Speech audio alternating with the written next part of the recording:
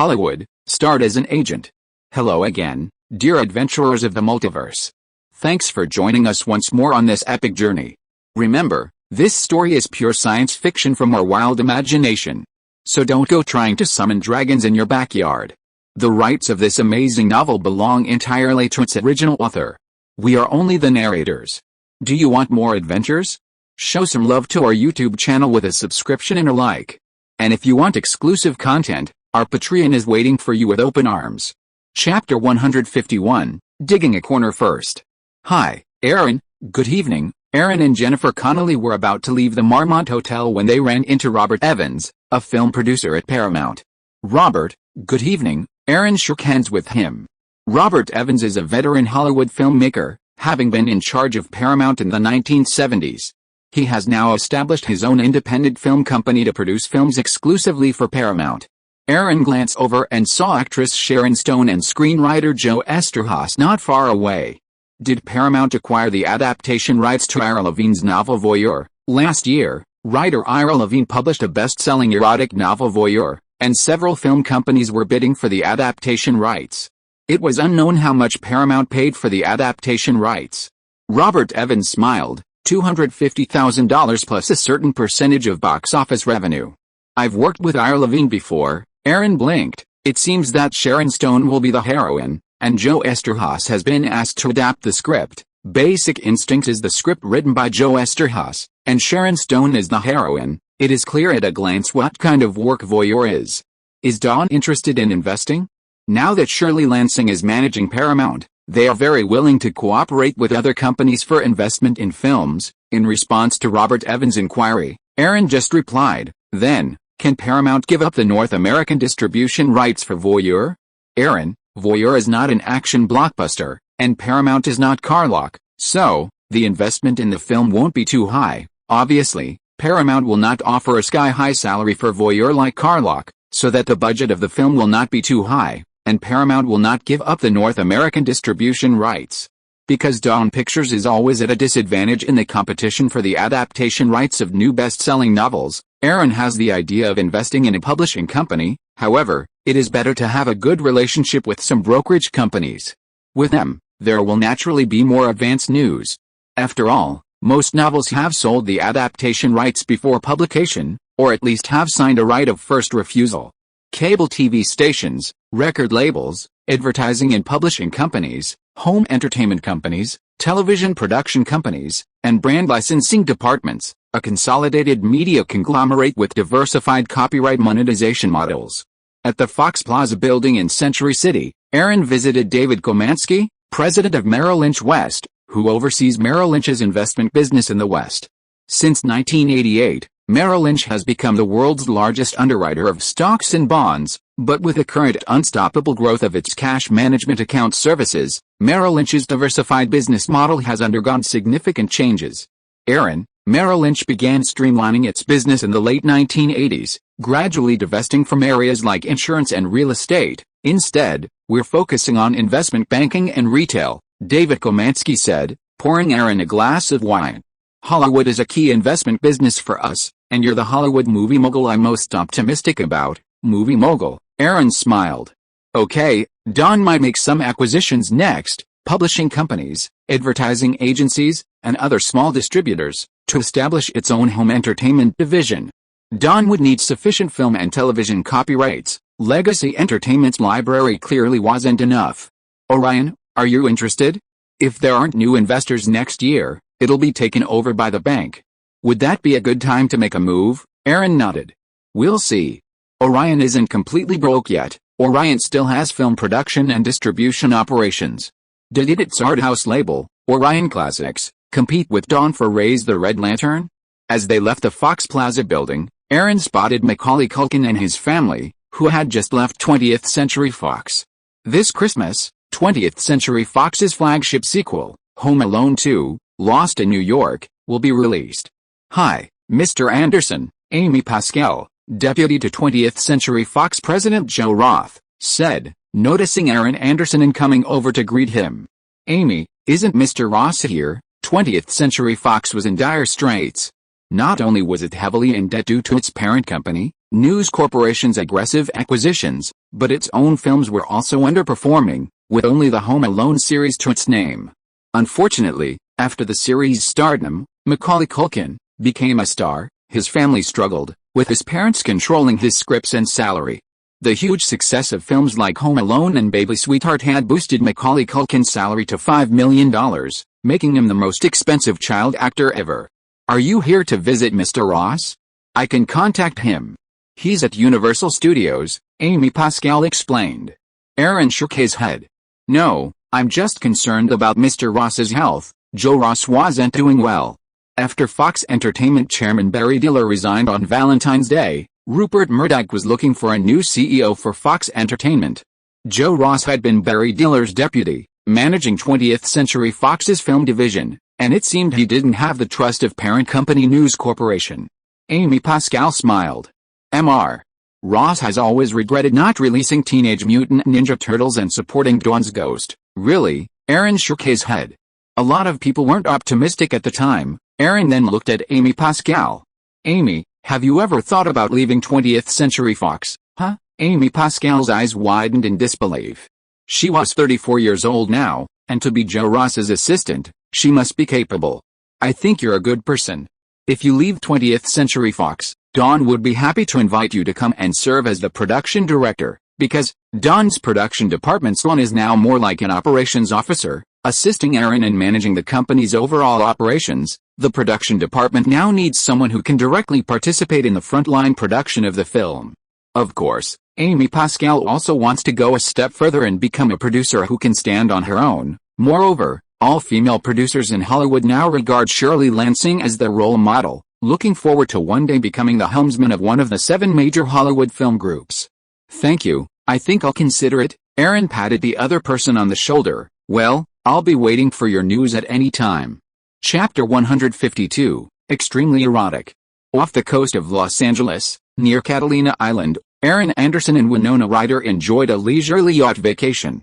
On the deck, Winona Ryder, dressed in a sexy bikini, lounged on a beach chair, soaking up the sun. Aaron Anderson, beside her, was on his cell phone.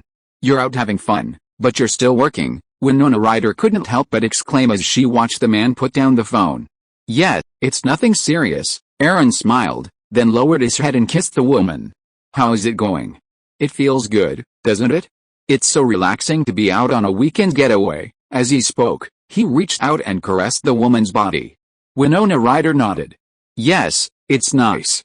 I'm relaxed, and there won't be paparazzi chasing me. No need to worry about the flashes and the inappropriate questions. Johnny Depp and Winona Ryder's romance had always been a hot topic for reporters. There was so much to report. Now, with their split announced, the media is also paying attention.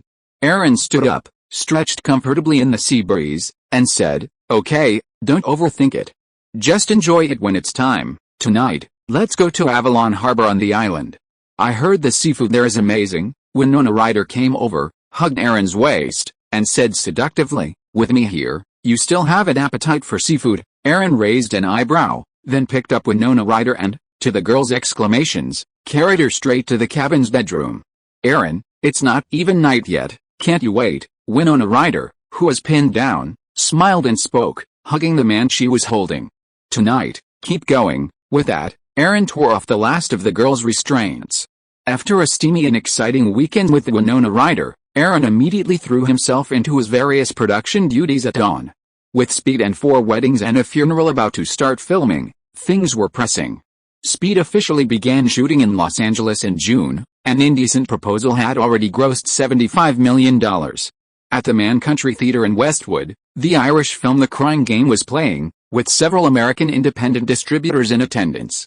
Dawn's Brad Gray was there, and as soon as the screening ended, he went to find a producer, intending to acquire the North American distribution rights for The Crying Game, but someone had gotten there before Brad Gray, Harvey Weinstein of Miramax.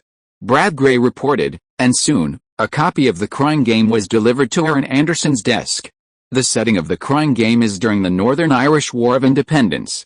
An IRA soldier, tired of fighting, escapes to London. He finds the girlfriend of a black British soldier he had captured, and what happens next? Fuck, it's a man. In the Dawn film screening room, The black girlfriend is actually a man, just with a more feminine appearance and a transvestite. Yet, that's the biggest twist. The whole movie is full of political kidnapping, terrorist assassinations, and ambiguous sexual identities. Although it's a bit crude, Irish director Neil Jordan handles it well, and the film's effects were also limited by the budget. As Brad Gray explained, Aaron understood the difficulties of the Crying Game. The budget was less than £2.5 million, but the producers and director raised funds from Japan, the UK, France, and other places. The main reason was that the idea had previously failed to gain traction in the United States, and the producers, knowing this, had not approached many American distributors. The movie's good, Don can get it, Brad Gray explained. It seems Miramax is also optimistic. The film's producer, Stephen Woolley, actually approached Miramax before filming, but didn't get investment. Now that the film is finished, Miramax is interested again. Aaron smiled. Miramax, are they qualified to compete with Dawn? Isn't Dawn's reputation big enough for this year's Oscars? That's soft power. As for hard power, Miramax has no chance of comparison. Dawn is now one of the two major independent film companies, standing shoulder to shoulder with Carlock, New Line, Samuel Goldwyn, Orion, and others are all behind. Dawn, in particular, is the absolute leader among independent distributors. After all, Carlock only handles filmmaking, not distribution. Brad Gray nodded. A film like The Crying Game is definitely aiming for awards, and Dawn has considerable experience. As for the purchase price, as long as the major distributors don't get involved, no one can compete with Dawn. Then he said, I'm going to talk to Stephen Woolley. Go ahead. As for Miramax? Aaron didn't care. It had been losing money for 2 years, and Miramax's debt was getting higher and higher. In the afternoon, Nicole Kidman came to Aaron's office. The premiere of Sleepless in Seattle is coming soon. Will you be there? Nicole Kidman sat in the man's arms, put her arm around his neck and kissed him. Aaron didn't attend many movie premieres these days, only appearing at the banquet after the premiere. Do you want me to walk you down the red carpet? Aaron smiled and kissed her red lips while unbuttoning her shirt. Nicole Kidman hugged Aaron tightly with passion, their lips and tongues intertwined. After the kiss, Nicole Kidman leaned on Aaron's arms, panting, aren't you very optimistic about Tom Hanks? After all, he is the male lead of Sleepless in Seattle? Aaron lowered his head and rubbed Nicole Kidman's chest. Don't worry, there's nothing to do tomorrow night. I have time to attend a movie premiere. Nicole Kidman nodded. After being teased to the point of being a little breathless, she smiled and leaned into Aaron's ear. Honey, I locked the door for you when I just came in. After that, Nicole Kidman took the initiative to sit on the table, her long legs lifted up, her shirt half removed, revealing her snow-white shoulders. Aaron's lips curled up, and he stood up, put his arm around Nicole's waist, and stroked her thigh with one hand. Australia's highest quality export product, it's absolutely true. Nicole Kidman unbuckled the man's belt. Honey, you haven't been to Australia yet, right? You can go and have a look when you have time. The Australian government is now developing the entertainment industry and has policies to support film and television production. Aaron thought for a moment. Australia is in the southern hemisphere, so it should be winter now. Nicole Kidman said, pulling the man in for a kiss. Soon, the office was filled with a fragrant atmosphere. Chapter 153 Evil Thoughts? What's going on? Have the North American distribution rights for The Crying Game been sold? In the Miramax offices in Manhattan, New York, Harvey Weinstein's face was filled with disbelief. He hadn't previously cared much for the drama, written and directed by Neil Jordan, but after seeing the finished film, his feelings changed. Bob Weinstein shrugged. Dawn secured the North American distribution rights for $4 million, and they promised to enter The Crying Game into the Oscars. The current exchange rate between the British pound and the US dollar is around 1.8. The Crying Game cost less than 2.5 million British pounds to make, which works out to about $4.5 million. And Dawn had offered $4 million in their bidding. Who could possibly compete? Harvey Weinstein slammed the table. Stephen Woolley and Neil Jordan really trust Dawn Pictures. Bob Weinstein looked helpless, unable to do anything about his brother's impotent rage. How could they compare? Dawn had the money, and in terms of distribution, it also owned a significant stake in Landmark Cinemas. It was simply no match. At the premiere of Sleepless in Seattle at the Wiltern Theater in Los Angeles, Director Nora Ephron and the leading actors Tom Hanks and Nicole Kidman were being interviewed by the media. In the backstage lounge of the theater, Aaron asked Dawn Steele, "Does director Jonathan Demme want to invite Tom Hanks to play the leading role in the script of the Philadelphia Story?" Dawn Steele nodded, "Yes, we have already talked about it. Tom Hanks is very interested in this story. He has been starring in comedies and has a great passion for this kind of drama." Aaron pursed his lips. "I am also optimistic about him as the leading actor in Forrest Gump. By the way, go talk to director Robert Zemeckis. Dawn wants him to develop this Forrest Gump. The novel of Forrest Gump has to be adapted into a script first." "I see." Also, Ridley Scott's adaptation of The Mask of Zorro has already approved the first draft. He's also discussed the film's concept with Kevin Costner. Dawn Steele reported on the progress of The Mask of Zorro. "Well, we're going to try to get Kevin Costner to play Zorro. Kevin Costner is now a guaranteed box office success. With the release of Sleepless in Seattle, which opened to $17.2 million and received widespread acclaim, the film's theme is simple. It's about a child who plays matchmaker between his widower father and a woman who's reconsidering her fiancé. Director Nora Ephron presents a perfect fairy tale love story, heavily influenced by the 1950s romance film The Jade. Some of the plot elements in Sleepless in Seattle also mimic those of The Jade."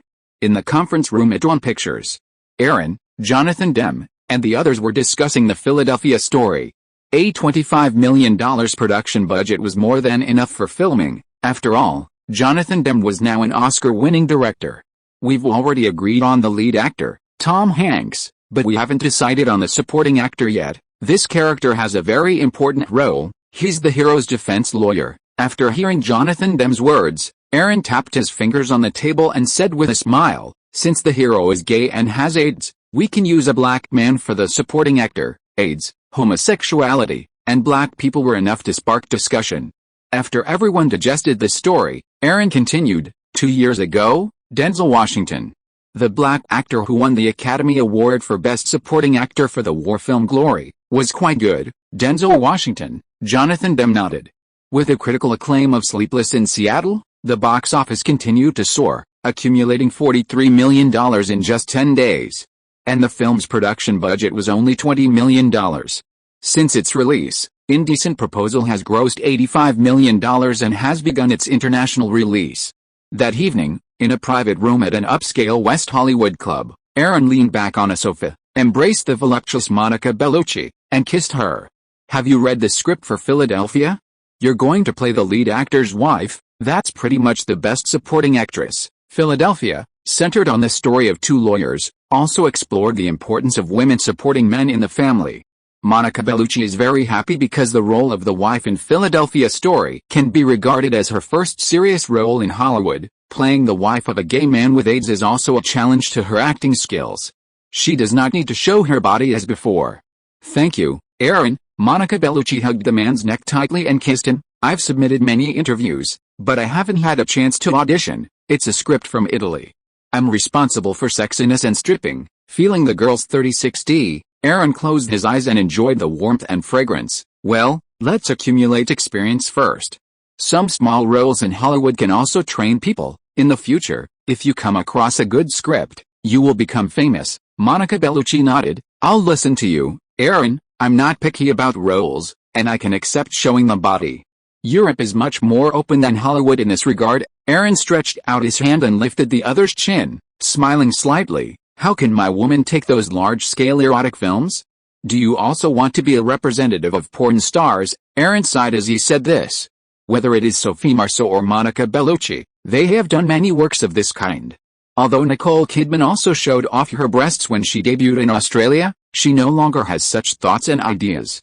"Because I have no choice. Those scripts use my body as a selling point." Aaron shook his head. "Don't worry, now you know me. I should be able to help you find a foothold in Hollywood." "By the way, do you know Sophie Marceau?" Monica Bellucci shook her head. "She and I have no connection. I went to France mainly for endorsements and modeling career." "Well, I'll introduce you to each other when I have the chance." Aaron touched the girl's face and had a bold and evil idea in his mind. The two goddesses of Europe, Monica Bellucci and Sophie Marceau. Chapter 154. Can I attract someone like you? In Buckingham, England, with filming on 4 weddings and a funeral about to begin, Aaron flew from the United States. After all, It was Dawn UK Films' first production, and Aaron was very serious about it.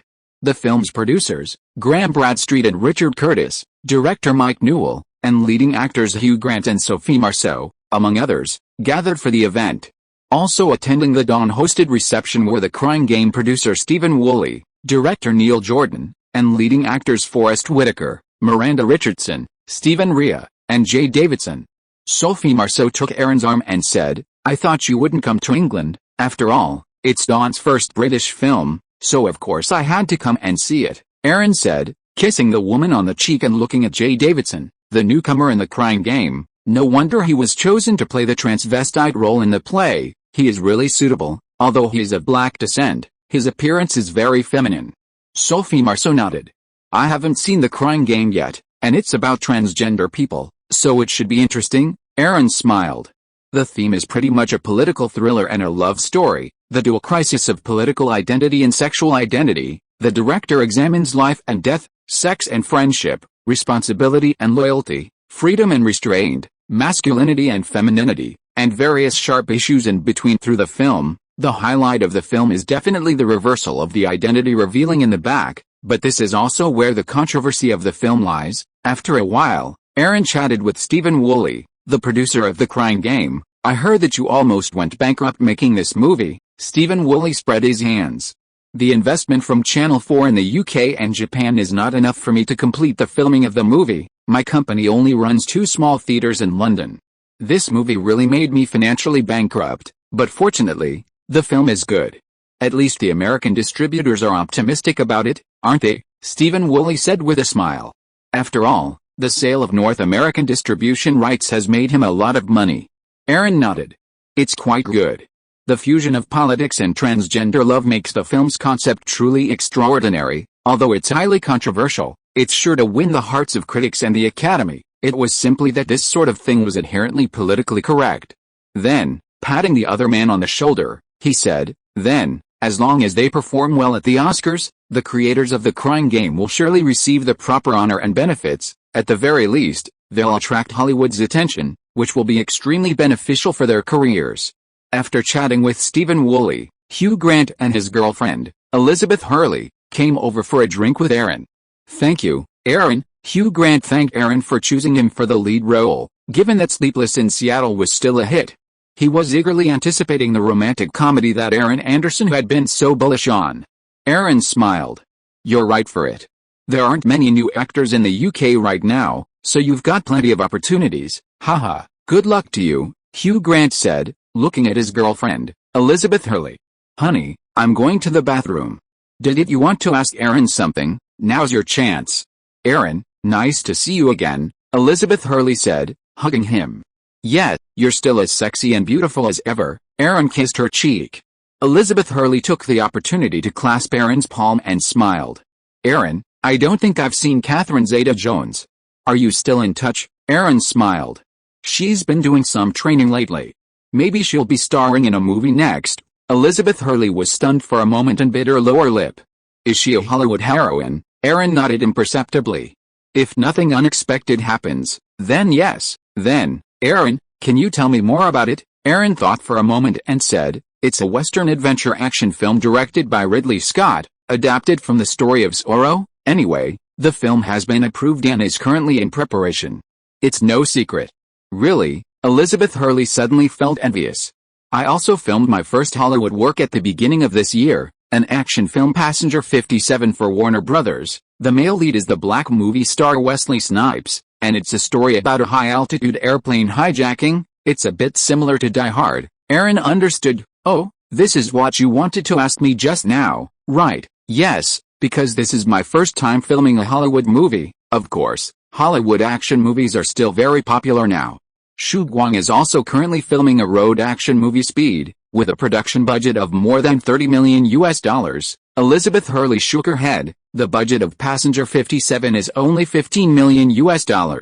Because the budget is very limited, many scenes are very bumpy to shoot. Besides, my role is just a female villain in the movie, the hijacker's deputy, who disguises herself as a flight attendant to assist in the hijacking." Elizabeth Hurley understands that her role is an embellishment in the movie, and a group of men need a sexy woman like her. Although there are some action scenes, she is actually a vase role in the movie, and she does not appear that many times. Aaron took another look at Elizabeth Hurley in front of him. She was tall and extremely sexy, with a dual feeling of wildness and elegance. Maybe after the movie is released, the sexy stewardess you play will leave an impression on the audience. After all, women like you always have a fatal attraction to men, Aaron comforted casually. After all, listening to Elizabeth Hurley's introduction, this so-called Passenger 57 is just a low-cost, shoddy work imitating Die Hard. It's hard to think of any reason for it to be successful. Nowadays, movies with black male protagonists are not very popular. Don's Boys on the Hood, which was released last year, earned $57 million at the box office, which is almost the highest box office for movies with black male protagonists. Elizabeth Hurley smiled. Aaron, then someone like me can also attract men like you. Chapter 155 Climbing into Your Bed. Just after Independence Day, filming officially began at Shepperton Studios in Buckinghamshire on 4 weddings and a funeral. Aaron Anderson returned to London to discuss The Mask of Zorro with director Ridley Scott. At dinner time at a French restaurant on London's Fleet Street, Aaron Anderson brought Catherine Zeta-Jones to meet with Ridley Scott and Anthony Hopkins. The cast for The Mask of Zorro had already been confirmed. Kevin Costner would play the new Zorro, while Anthony Hopkins would play the older Zorro. Catherine Zeta-Jones would play the daughter of the older Zorro. I've already negotiated with Mike Medvord of TriStar Films. We're jointly funding $60 million for The Mask of Zorro, with a budget of $60 million. It's undoubtedly the most expensive production Sugan has ever been involved in. Sugan and TriStar hold the North American and international distribution rights, respectively. Ridley Scott nodded. Preparations for the film are almost complete, and will officially start shooting next month. Catherine Zeta-Jones, sitting next to Aaron, was trembling all over. The leading lady in a $60 million Hollywood blockbuster, as a new actress, there was no reason not to be thrilled and excited to receive such a project. She placed her hands on her lap, clenching them nervously. This wasn't a dream. Aaron, is The Mask of Zorro really going to start shooting next month? After leaving the restaurant, Catherine Zeta-Jones held Aaron tightly as they walked down the street. What else? Indecent Proposal had already grossed over $100 million in North America and $120 million overseas. Sleepless in Seattle had also surpassed $65 million in North America. Samsung already had confidence in Sugan, and now with The Mask of Zorro, they wouldn't say no to Aaron's opinion. Catherine Zeta-Jones smiled. I'm just too excited. Aaron nodded, put his arm around his shoulders and kissed him on the cheek. Let's go to the bar for a drink. Okay. There are a lot of bars next to the Savoy Hotel near Fleet Street. Catherine Zeta-Jones certainly wouldn't object. Fleet Street used to be the cradle of traditional British media. Almost all of the major British newspapers have their headquarters on this street. It was mainly in the mid-1980s that news corporations The Times, News of the World, and The Sun were the first to move to the suburbs to reduce newspaper costs and increase newspaper sales. This led to other newspapers following suit and moving to Fleet Street. Aaron walked and suddenly stopped. Sleepless in Seattle and Batman Returns are released in the UK. Large posters of the two movies were posted in front of a theater. Both movies were released in North America around the middle of last month, and Batman Returns was only a week later. Yet, it just came out. Columbia, TriStar and Warner Brothers. International. Isn't this Sleepless in Seattle produced by Dawn? Catherine Zeta-Jones asked in confusion. Aaron shook his head. Columbia TriStar is handling the international distribution. How would I remember the release date of each movie in each country? Aaron was also quite interested in Batman Returns. Batman Returns opened to $45.7 million in North America and has already grossed $120 million there. However, as a sequel, Batman Returns' production budget increased from $35 million to $80 million compared to the original. This significant increase in costs not only included bigger scenes, but also saw increases in the salaries of the main cast. Lead actor Michael Keaton earned $10 million for Batman Returns, yet the sequel's box office performance was clearly inferior to the original. Batman grossed $250 million in North America and $400 million worldwide. Judging by the current box office performance of Batman Returns, it's unlikely to break $200 million in North America. Director Tim Burton continues his dark and gloomy style, even more so. That night, after spending time at the bar, the two headed straight to the Savoy Hotel. Catherine Zeta-Jones, having secured the lead role in The Mask of Zorro, was surprisingly proactive and cooperative with Aaron. Excited, she did everything she could to please him. In the early morning, Aaron on the bed groaned, and after a while, Catherine Zeta-Jones crawled out from under the quilt and lay on the man's chest. At the end of this month, I will go to the United States to wait for the filming of The Mask of Zorro. The director said that I need to rehearse for a few days. Recently, I have been learning fencing skills and exercising in order to cope with the fighting scenes in the movie. Sexy and charming, Catherine Zeta-Jones was still a little lazy in the early morning. Aaron stroked the long hair of the girl on him. The filming period of The Mask of Zorro is probably a bit long, but there's nothing to worry about. You can come to me during your breaks. Of course, I will also go to the filming set sometimes. After all, The Mask of Zorro is also a blockbuster that cost $60 million, so Aaron must spend more time paying attention to it. Well, come find me anytime, Catherine Zeta-Jones smiled. I've met Elizabeth Hurley before, and she asked me about the Mask of Zorro project. I can see that she envies me immensely. Although she participated in the filming of her first Hollywood movie earlier this year, but her work can't be compared with The Mask of Zorro at all, Aaron understood. At the company banquet for 4 weddings and a funeral, Elizabeth Hurley had tried every possible way to tease him. After all, she debuted earlier than Catherine Zeta-Jones and had more acting experience, but now she was so far behind her. I think she must be regretting introducing me to you, although that time couldn't be considered an introduction. Catherine Zeta-Jones thought so. It was because of Elizabeth Hurley that Aaron Anderson knew what she was like. Aaron just shook his head. What is there to regret? Of course, I regret why she didn't climb into your bed at that time. Catherine Zeta-Jones blinked her big eyes. Now you can enjoy Britain's top sexy model just by snapping your fingers. Unfortunately, there are too many women who have this idea now. Aaron smiled. Then do you feel lucky now? Catherine Zeta-Jones nodded. That's for sure. Okay, let's go take a shower. Aaron patted the girl in his arms. If you are listening to this novel on a channel other than Fanfic World, it means it was downloaded and re-uploaded without effort. We warmly invite you to visit our channel, Fanfic World. There you will find the original version of this story and many other novels of various genres. We look forward to seeing you dive into a world of incredible novels. Chapter 156 Elizabeth's Attack. Summer brings not only a variety of blockbuster movies but also a host of gossip headlines. And in the UK, the most popular topic is, of course, a royal scandal. In the Daily Mirror, a tabloid on par with The Sun, a scandal has shaken the royal family. Sarah Ferguson, consort to the Queen's youngest son, Prince Andrew, was seen on vacation with a wealthy, bald American businessman. The two were so intimate, topless, and the businessman kissing her toes. At a riverside villa in London's Hammersmith district, Catherine Zeta-Jones sat on the sofa in the living room, looking at the photos in the Daily Mirror with a look of disbelief on her face. It seems like they just separated this year, and the Queen is probably going to lose her temper again. Aaron shook his head. I can't understand why you don't overthrow the royal family. They're just there to create scandals. It's obvious that Prince Andrew has been cuckolding for a long time. Look at his father and his brother. Each one is more chaotic than the other. The royal family is so chaotic, and you can actually tolerate it. Wasn't there Prince Charles's recording scandal before? And Princess Diana's? The private lives of British royals are as chaotic as those in the entertainment industry.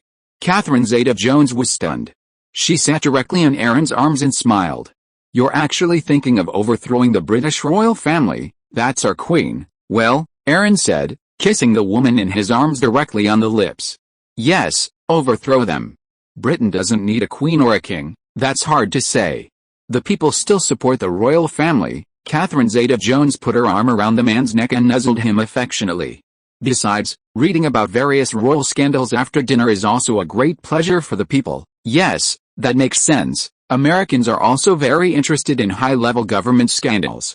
Okay, Aaron, I'll go get dinner. Catherine Zeta-Jones kissed Aaron on the cheek and got up to go to the kitchen. Aaron picked up a copy of the Financial Times and began to read articles about the British economy and the European monetary exchange rate mechanism. The European Community, the predecessor of the UK's joining the European Union, also participated in the European monetary exchange rate mechanism. The European Exchange Rate Mechanism, EM, means that Western European currencies are no longer pegged to gold or the US dollar as before. Instead, they are pegged to each other. Each currency can only fluctuate within a specified range. If the exchange rate exceeds this range, The central bank of each country is obliged to stabilize the exchange rate by buying and selling its own currency. Germany's economy is booming, while Britain's is in a slump. The pound-to-mark exchange rate must remain above 2.778. Britain's national strength is declining, making it difficult to support the fixed interest rate against the pound. Maintaining a high interest rate for the pound is too much of a burden. Britain hopes to devalue the pound to increase exports and alleviate economic pressure. This requires Germany to cooperate by lowering the mark's interest rate to comply with the aim. However, Germany's economic development is booming, especially with the reconstruction of East Germany. The economy is becoming increasingly overheated, and its economic strength is growing. It will not risk exacerbating inflation by lowering the mark's interest rate. The pound is indeed overvalued right now, at 2.82 against the Deutschmark and nearly 1.9 against the US dollar. Aaron leaned back on the sofa. He was certainly aware of the 1992 British pound crisis, the devaluation of the British pound. He just didn't know when exactly it would happen. However, Aaron planned to have someone keep an eye on the pound, waiting for the exchange rate to reach 2 against the dollar before he could short it. The renowned Quantum Fund was the main force and leader in this attack on the British pound. With Catherine Zeta-Jones attending the promotional event for Christopher Columbus, Discovering the New World, Aaron was also preparing to return to the United States for the upcoming filming of The Mask of Zorro. Buckingham, on the set of 4 Weddings and a Funeral, was filming a wedding scene. Aaron looked at Hugh Grant. It seemed his most memorable film was the future romantic comedy Notting Hill, starring him and Julia Roberts. At night, in Sophie Marceau's room, Aaron rolled off the girl. "Honey, I'm going back to the United States first. After you finish filming 4 Weddings and a Funeral, go directly there." Sophie Marceau smiled, leaned in Aaron's arms and kissed him. "Maybe not. I received a good French script in Paris before, a French film." Aaron reached out and stroked the other's long chestnut hair. "Could it be another erotic film like the one your ex-boyfriend filmed before? You want to develop in Hollywood now. You must be careful in this regard. You can't let people treat you as a porn star. In Hollywood, if you become a genre film actor, it will be difficult to transform. Look at Sharon Stone, who became popular this year because of Basic Instinct. Now she is defined as a porn star." Basic Instinct had a good box office, which made Sharon Stone instantly popular. This year, she filmed the erotic film Voyeur for Paramount, and her salary increased to $2.5 million US. You have to remember, even after the huge success of Ghost, Nicole Kidman's salary was only $2 million, and that's for a romantic film. For a drama, her salary would be lower, but with a hit of Sleepless in Seattle this year, her salary is expected to increase. Don't worry, it's just a French romance, nothing like the racy ones you've seen before. The script was adapted by a new director. I think it's good, so I agreed to play the leading role." Sophie Marceau held her head up.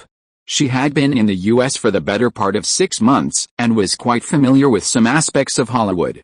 Compared to violence, Hollywood's attitude towards erotica is more conservative. Aaron patted the girl. "That's good." On the plane from London to New York, Aaron's flight was at night, so it was a red-eye flight. In first class, Aaron was casually flipping through a magazine. It was about the marriage of pop diva Whitney Houston and unknown black singer Bobby Brown.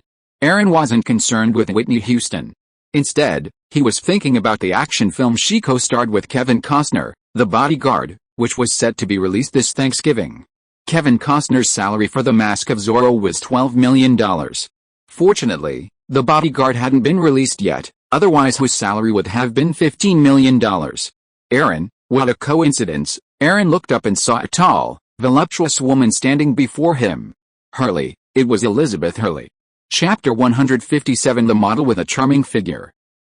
Aaron and Elizabeth Hurley hugged each other tightly in the bathroom on the plane, kissing each other with their tongues. 175 centimeters tall Elizabeth Hurley is a symbol of beauty and sexiness, with a voluptuous figure of 36c. Aaron lay on the girl. "By the way, how did you become an actor?" "I used to study ballet, and then I became interested in acting, so I joined the London Film and Television Centre.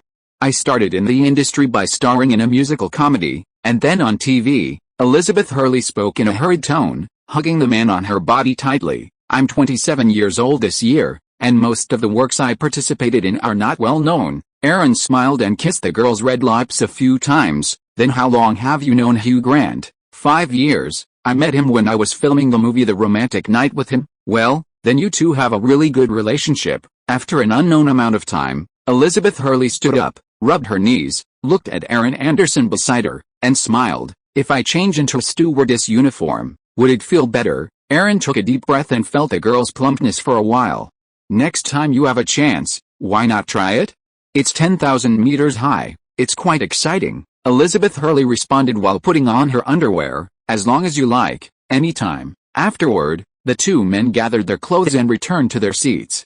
When his passenger 57 released, Aaron reclined on the seat.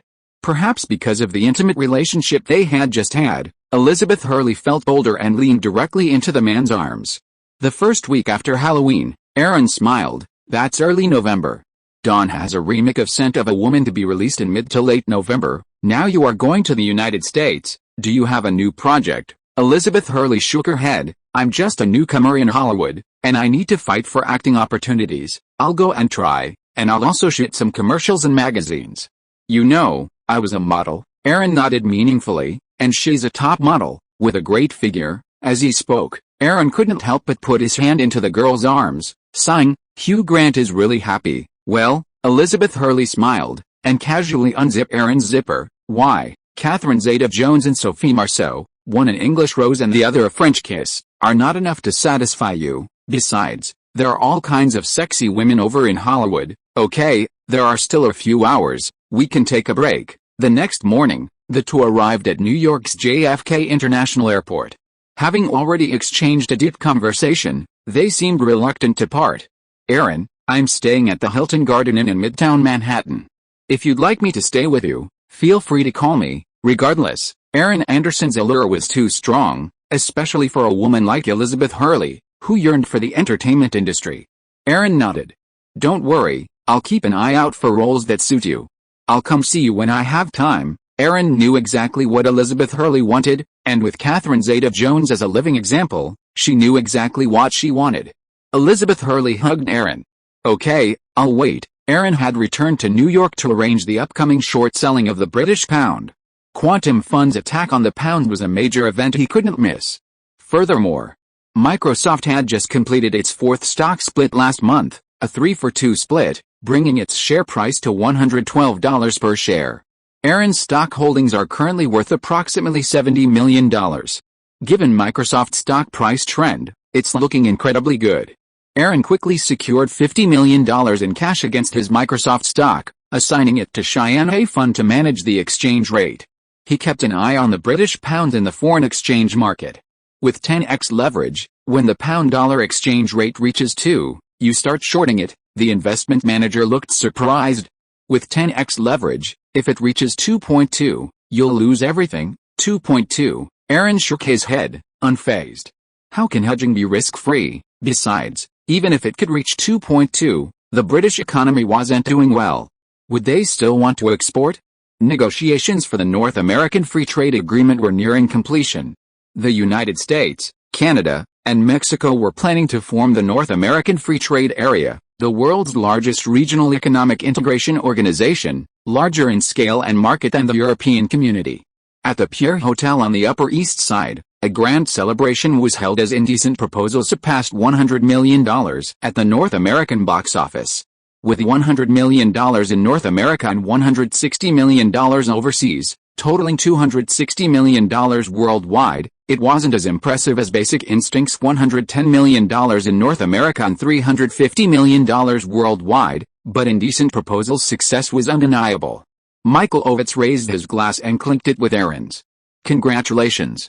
You've added another hit to your resume, continuing your success. Aaron smiled and took a sip.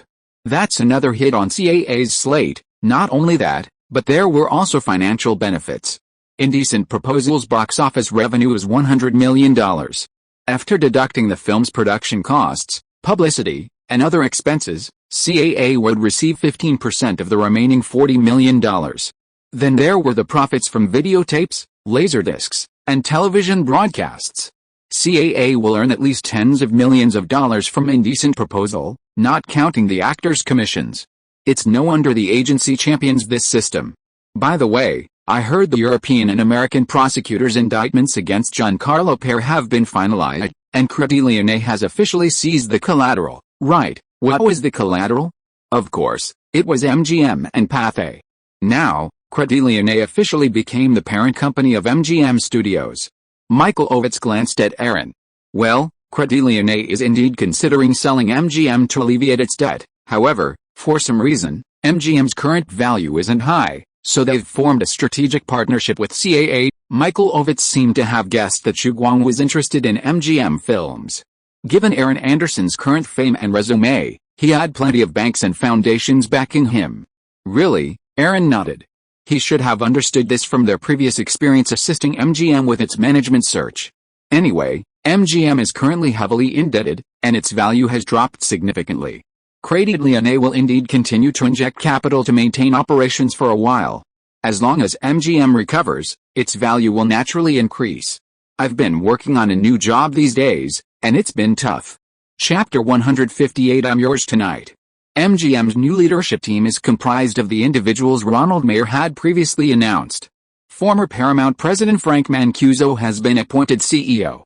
Michael Marcus, Tom Cruise's co-agent with Paula Wagner at CAA, has resigned to become president of MGM Films, assisting Frank Mancuso in the management of the company. John Cully has been appointed to oversee MGM's United Artists label. Originally, Koreatown chose not to sell MGM due to Giancarlo Pere's accumulated large amount of non-performing assets, a move that was undoubtedly due to CAA's lobbying.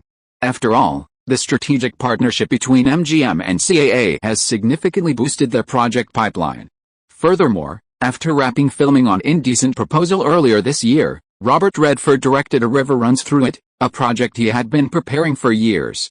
Aaron also recognized the lead actor, Brad Pitt, who made a stunning appearance in last year's Thelma and Louise. In the evening, after leaving the Pierre Hotel, Aaron came to the Hilton Garden Inn where Elizabeth Hurley was staying. "Aaron, you're here." Elizabeth Hurley was excited when she saw that it was Aaron Anderson. Yet, Aaron carried the girl directly to the bed in the bedroom. While kissing each other, he felt the girl's plump 36C breasts. The sexy pajamas could not block the seductive scenery at all. Elizabeth Hurley responded to the man's passionate kiss, and her hands kept taking off Aaron's clothes. "You've been drinking." Elizabeth Hurley smelled the alcohol on Aaron's body, and rubbed his head against her chest with her hands. Aaron nodded, feeling the softness. "Today we held a celebration party for Indecent Proposal." "Indecent Proposal? I heard that the box office is very good." Elizabeth Hurley's tone revealed a lot of envy. "She can definitely play the role of Demi Moore." "Don't worry, there'll be another time," Aaron said with a smile. "Why, did you miss me?" "Of course I did. You've been back in New York for days and you're still here to see me." Elizabeth Hurley then touched Aaron's face. "Go take a shower first. I'll treat you tonight, okay? Then you come with me." In the warm bathroom, Elizabeth Hurley stripped off her pajamas, revealing her impressive figure. Gently hugging Aaron, she stroked his muscular torso and smiled. "Aaron, you have a fantastic body.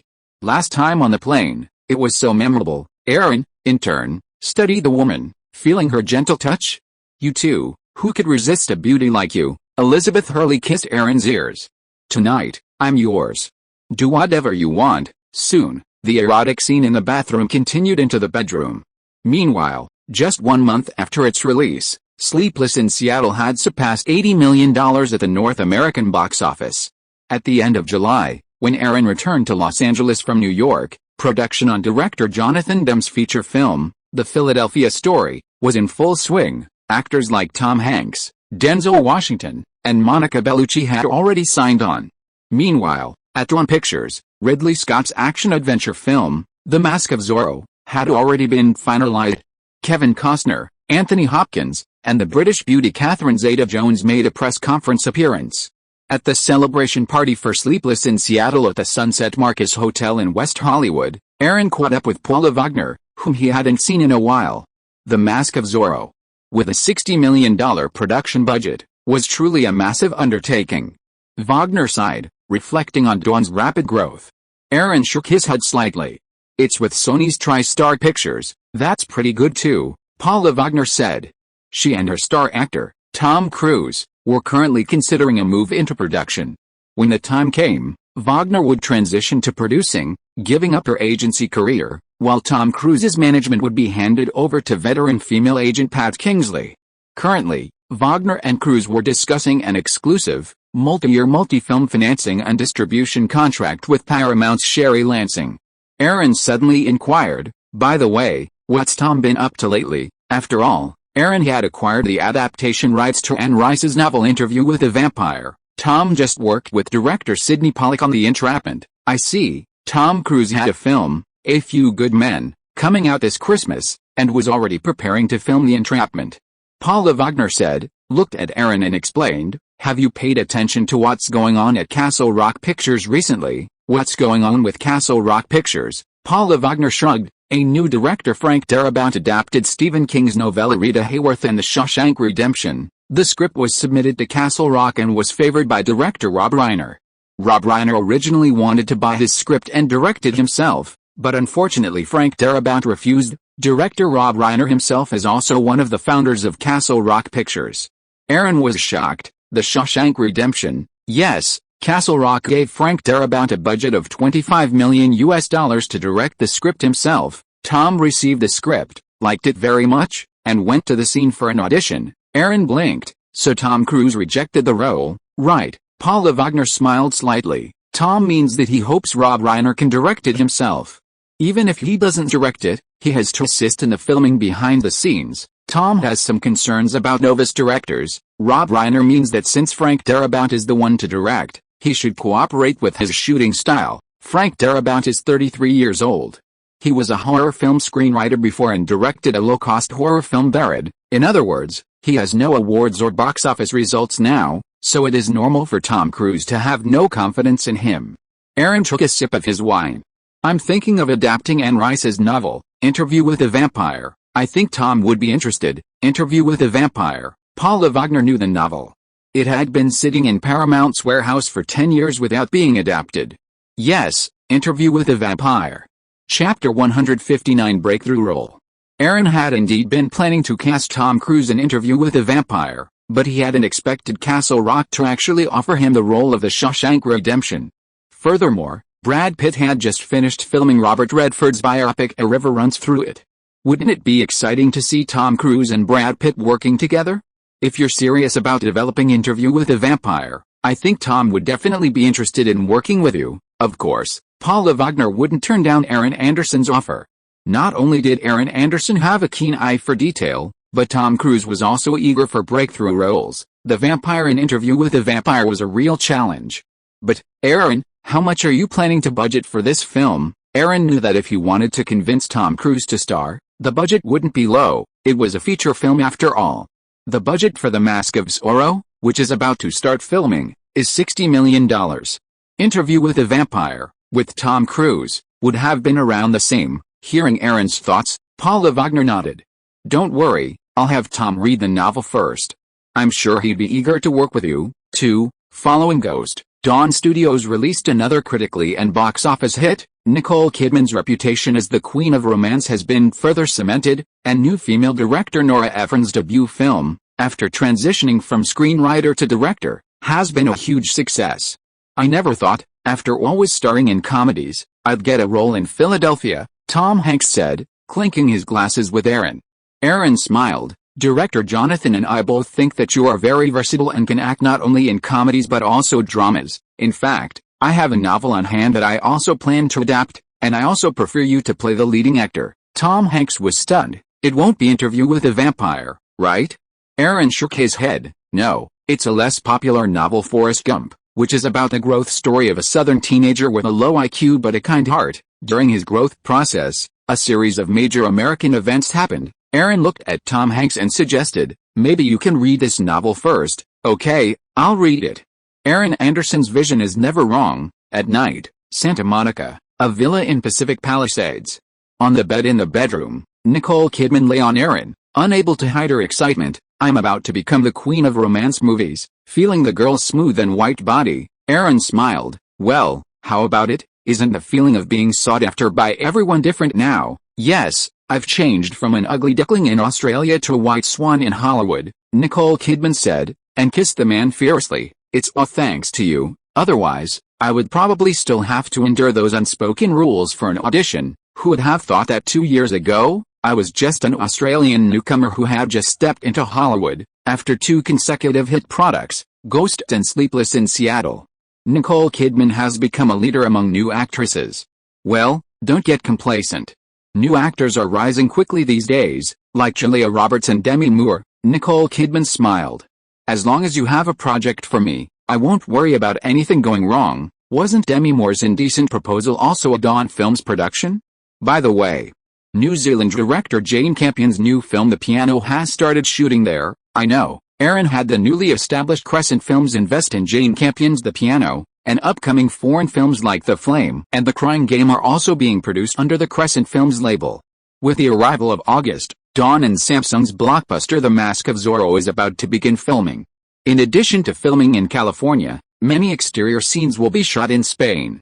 Dawn Films suddenly welcomed a distinguished guest, billionaire David Geffen. 2 years ago, David Geffen sold his Geffen Records label to MCA for $550 million in exchange for some MCA shares, making a substantial profit when Panasonic acquired MCA.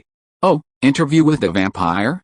Mr. Geffen is interested in the novel, too. David Geffen, like Jeffrey Katzenberg, is a bald Jewish man with a shiny, round head. I heard about it from Tom, so I read it too. I think it's quite good. Geffen Pictures wants to get involved and invest. David Geffen and Tom Cruise are quite familiar with each other. He had invested in several of Cruise's films early on. After Tom Cruise received the novel of Interview with the Vampire from Paula Wagner, he mentioned it to David Geffen. Aaron smiled. Of course, since Geffen Films is interested, then Dawn Pictures and Geffen Films should jointly finance the production. The budget is $60 million. Geffen Films will be the investor and co-produce, and Dawn will distribute it, taking a 15% distribution commission. David Geffen nodded. Geffen Films can invest $30 million. Aaron shook hands with the other party. David Geffen's name was a household name in Hollywood. Dawn Pictures and Geffen Films jointly developing Interview with the Vampire was no problem. Besides, Aaron wasn't one to have it all to himself. He always had to give some benefits to others. By the way, besides Tom Cruise, what are your thoughts on another lead actor? David Geffen liked men and had always been interested in some male stars in Hollywood. Aaron smiled. How about The Thief and Thelma and Louise? David Geffen's eyes lit up. Oh, you mean Brad Pitt? Aaron nodded imperceptibly, and it was obvious that Brad Pitt had also caught his eye. Yes, he also starred in Robert Redford's new film A River Runs Through It this year, and, as you know, Brad Pitt's appearance and figure are in no way inferior to Tom Cruise. His appearance in Thelma and Louise really made everyone's eyes light up. Chapter 160 There are many women. David Geffen rose to fame early, and while his career primarily focused on music, he's always harbored aspirations for film. Similarly, as an openly gay man, his personal life has always captivated the imagination. From Tom Cruise to Keanu Reeves, and now Brad Pitt, David Geffen's discerning eye has always been undeniable. However, Interview with the Vampire still needs to be adapted into a script, and a director has been chosen, and preparations for the project have only just begun. It's clear that Interview with the Vampire won't be released next year, but the year after. On the Los Angeles set of Speed, a deafening explosion erupted, sending a plume of smoke billowing into the air. The thrilling filming made the action actors nervous. No wonder it's so popular. This kind of scene is truly adrenaline pumping. Near the crew, Aaron, observing the filming location, also felt a value for money. Can we wrap up filming next month? Director Jan de Bont, standing by, thought for a moment before speaking. Probably not until the end of next month. There are a lot of action scenes, so they're taking up quite a bit of time. Aaron nodded. Those action scenes are pretty good, indeed. Wrapping up filming by the end of next month wouldn't be a problem. Aaron knew that in May, Keanu Reeves had made a cameo appearance in the UK film Much Ado About Nothing, an adaptation of Shakespeare's Much Ado About Nothing, directed and acted by Kenneth Branagh, alongside his wife, Emma Thompson. Furthermore, Much Ado About Nothing stars not only Keanu Reeves but also Denzel Washington, who also happens to have a collaboration agreement with Shu. At night, at a Bel Air villa. Honey, aren't you going back to school? Aaron lay on top of Jennifer Connelly, basking in her 34D breasts. Well, I've already taken some time off. It's okay. Once my scenes in Speed are finished, I can go straight back to school. If it weren't for Aaron's advice, Jennifer Connelly would have dropped out of school long ago, even if it was Stanford. Jennifer Connelly patted the man on her back and reminded him, okay, Aaron, let's go take a shower first. Let's go. California, Colorado Desert, Palm Springs. One of the sets for The Mask of Zorro was located in this town. "You're so beautiful." In the RV, Aaron hugged Catherine Zeta-Jones, who was dressed in classical costume. She was the embodiment of beauty and sexiness. Catherine Zeta-Jones kissed the man on the face. "Well, I'll go to the hot springs with you tonight." Aaron nodded, put his hand into the girl's low-cut dress, feeling the softness. "Do you know how many people envy your role?" "Of course I know." Catherine Zeta-Jones put her arm around Aaron's neck. "If it weren't for you, how could it be my turn? What a pity." After your makeup photos were published in the newspaper, it caused quite a stir. Aaron kissed the girl. Elegance, sexiness and classical beauty are all in one. Catherine Zeta-Jones smiled. "Didn't you say that I had wild beauty in the UK before?" Aaron blinked. "That was when we were in bed. I received a call from Lucasfilm some time ago. They were going to shoot the TV series Young Indiana Jones. They wanted me to play the role, but I have rejected it. This year, I will only concentrate on filming The Mask of Zorro well." After landing the lead role in The Mask of Zorro, Catherine Zeta-Jones threw herself into the role wholeheartedly. She also spent countless hours honing her action skills to achieve perfection. The Indiana Jones series was originally a Lucasfilm production. George Lucas himself was the producer, Steven Spielberg was the director, and Paramount was the distributor. The production rights to Indiana Jones belonged to Lucasfilm, while the distribution rights belonged to Paramount. "There's no point in saying no. I know. I'm leaving now. I'll see you after the crew gets off work." It was evening at a spa hotel in Palm Springs. Aaron Anderson and Catherine Zeta-Jones were enjoying an outdoor bonfire party, surrounded by a desert oasis, a truly unique experience. Is that John Peters?" Aaron was sitting on the sofa, holding Catherine Zeta-Jones and drinking a beer, when he suddenly saw John Peters approaching. "Aaron, Catherine, good evening," John Peters greeted with a smile. Ever since being forced out of Sony last year, John Peters hadn't been hired by anyone else. He had served as co-CEO of Sony Pictures Entertainment for nearly 2 years. Perhaps this was the highlight of John Peters' life, going from a hairstylist in the San Fernando Valley to the head of one of the 7 major film groups. "John, is there anything up?" Aaron asked, even giving Catherine Zeta-Jones a kiss on the cheek. Catherine Zeta-Jones had briefly dated John Peters. "I have a script. I wonder if you're interested." Aaron was a little startled when he heard John Peters talking about a script. Besides participating in Batman, did this guy have any other memorable works? "John, you could just send the script directly to Dawn Pictures." Aaron smiled and patted the sexy woman, Catherine Zeta-Jones, in his arms. "Now, with a beautiful woman by my side, I'm really not in the mood to talk about work or anything like that." A moment later, Aaron embraced Catherine Zeta-Jones and soaked in the hot springs. Hollywood is a world of fame and fortune. Yesterday's chairman of a film group, today a producer soliciting investment. "I know, but you're an anomaly in Hollywood. You've only been in the industry for a short time, and your achievements are truly impressive." Catherine Zeta-Jones cuddled into Aaron's arms and nuzzled his chest. Aaron closed his eyes, leaned against the edge of the pool, sighed, and smiled. "Humans are selfish, and the pursuit is endless. The more you have, the more you want." Dawn's performance was good, but Aaron still hoped for better. "Yet, you now have women from America, England, France, and Australia?" Catherine Zeta-Jones suddenly spoke up. Aaron's eyelids jumped. "Didn't he also have Monica Bellucci from Italy?" "Women from 5 countries, it seemed like they were just 3 short of 8. You know a lot, don't you?" Aaron smiled and pinched the woman, causing her to gasp and exclaim. Chapter 161 Cherish Tonight. Samsung and Sugan invested $60 million in The Mask of Zorro, starring director Ridley Scott and Kevin Costner. The cast was undoubtedly formidable. Mike Medver, head of Samsung Pictures, was extremely excited for the film. Meanwhile, Warner Bros.' summer blockbuster, Batman Returns, fell short of expectations, grossing $160 million in North America and $260 million worldwide. This was significantly lower than the previous film's $400 million worldwide, and Batman Returns had a production budget of $80 million. Meanwhile, the Catherine Zeta-Jones starring biopic Christopher Columbus also opened. It only opened to $3 million and received disappointing reviews, making Warner Bros.' $40 million film a flop. In a Palm Springs hotel, a sweat-drenched Catherine Zeta-Jones slumped in Aaron's arms.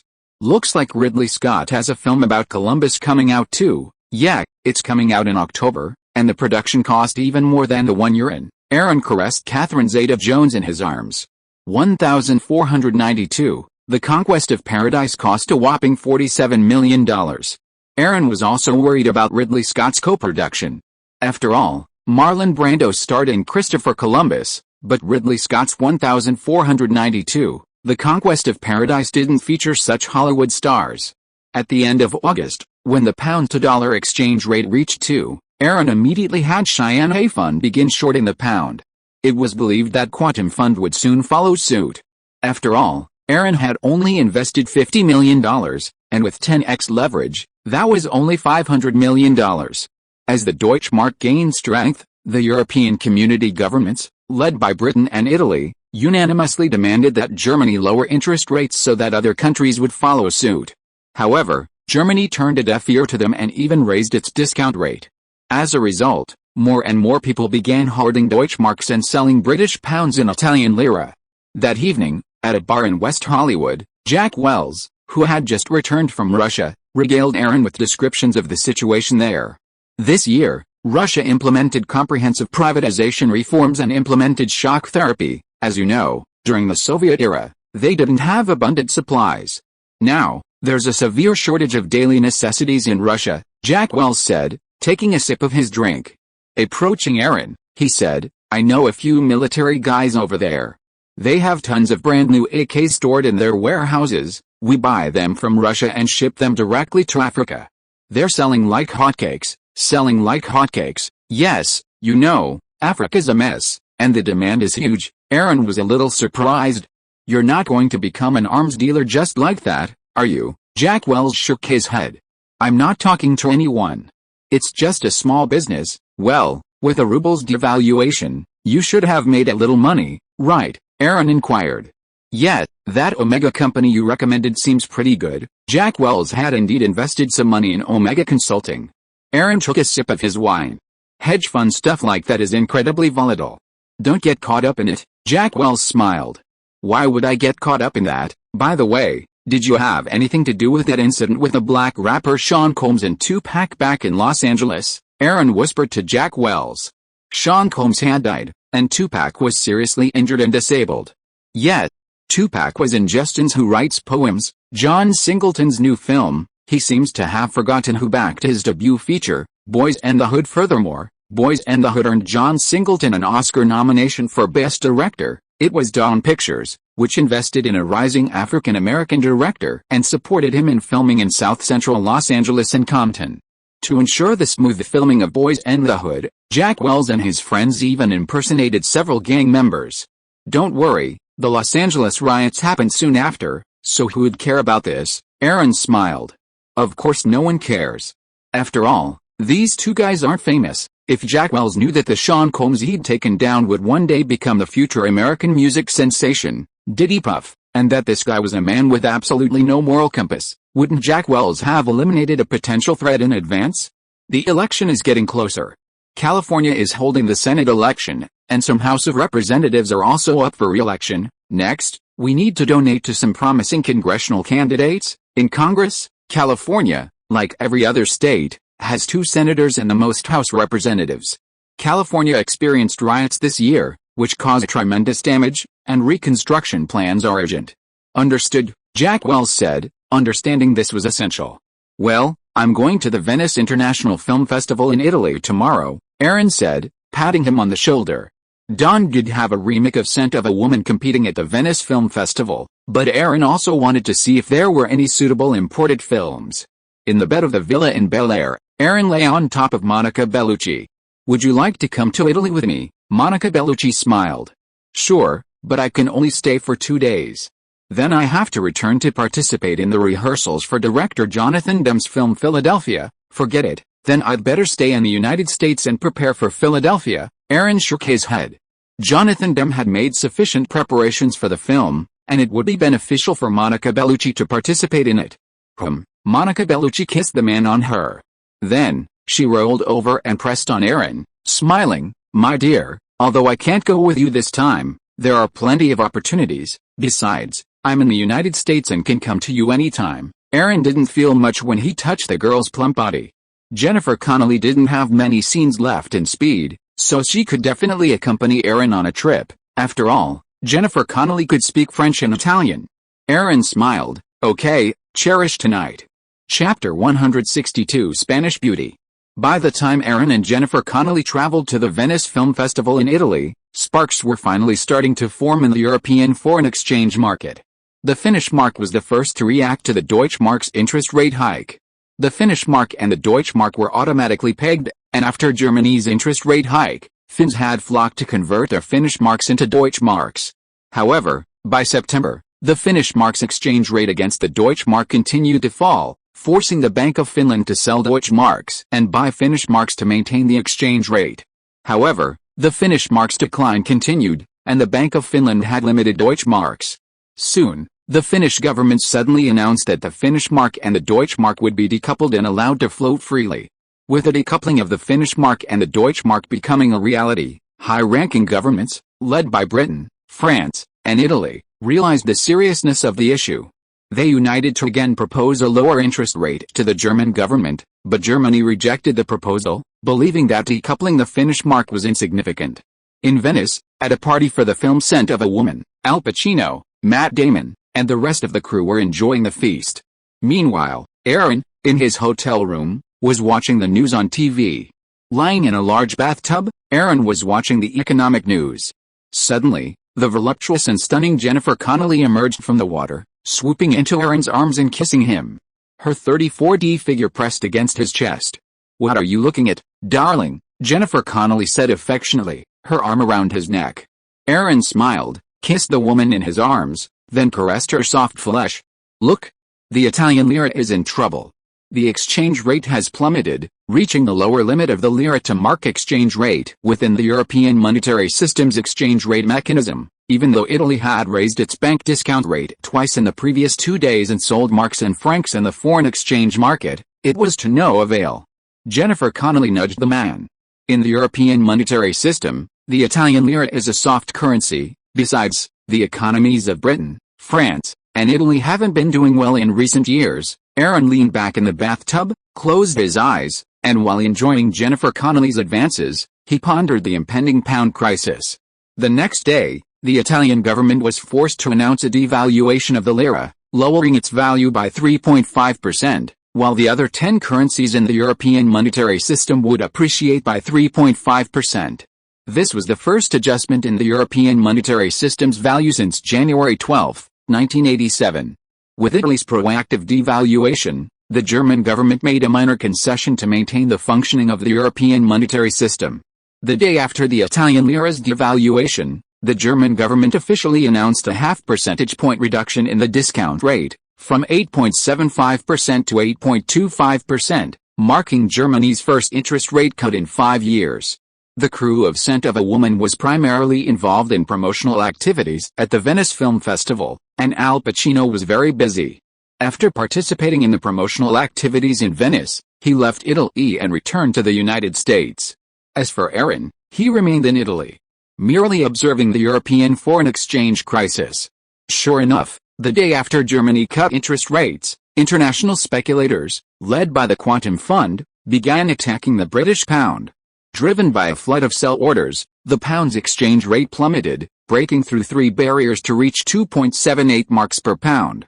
The pound's plummeting value also threw the British government into disarray. On the morning of the third day, they announced a 2 percentage point increase in bank interest rates, followed a few hours later by another 3 percentage point increase, bringing the rate from 10% to 15%. Raising interest rates twice in one day was unprecedented in modern British history. The purpose of this unusual move was to attract short-term foreign capital, increase demand for the pound, and stabilize the pound's exchange rate. However, it was to no avail. That same day, the pound to Reichsmark exchange rate fell from 2.78 marks to 2.64 marks. The pound to dollar exchange rate also fell from 2.08 to 1.73. That evening, the British Chancellor of the Exchequer announced Britain's withdrawal from the European monetary system, EMS, and lowered interest rates by 3 percentage points. Shortly thereafter, interest rates were lowered by another 2 percentage points, returning to their original 10% level. Meanwhile, The Italian lira was facing a similar crisis, with the Deutschmark's exchange rate exceeding the depreciation threshold after the recalibration. The Italian government spent 40 trillion lira worth of foreign exchange reserves to try to stem the lira's decline, but to no avail.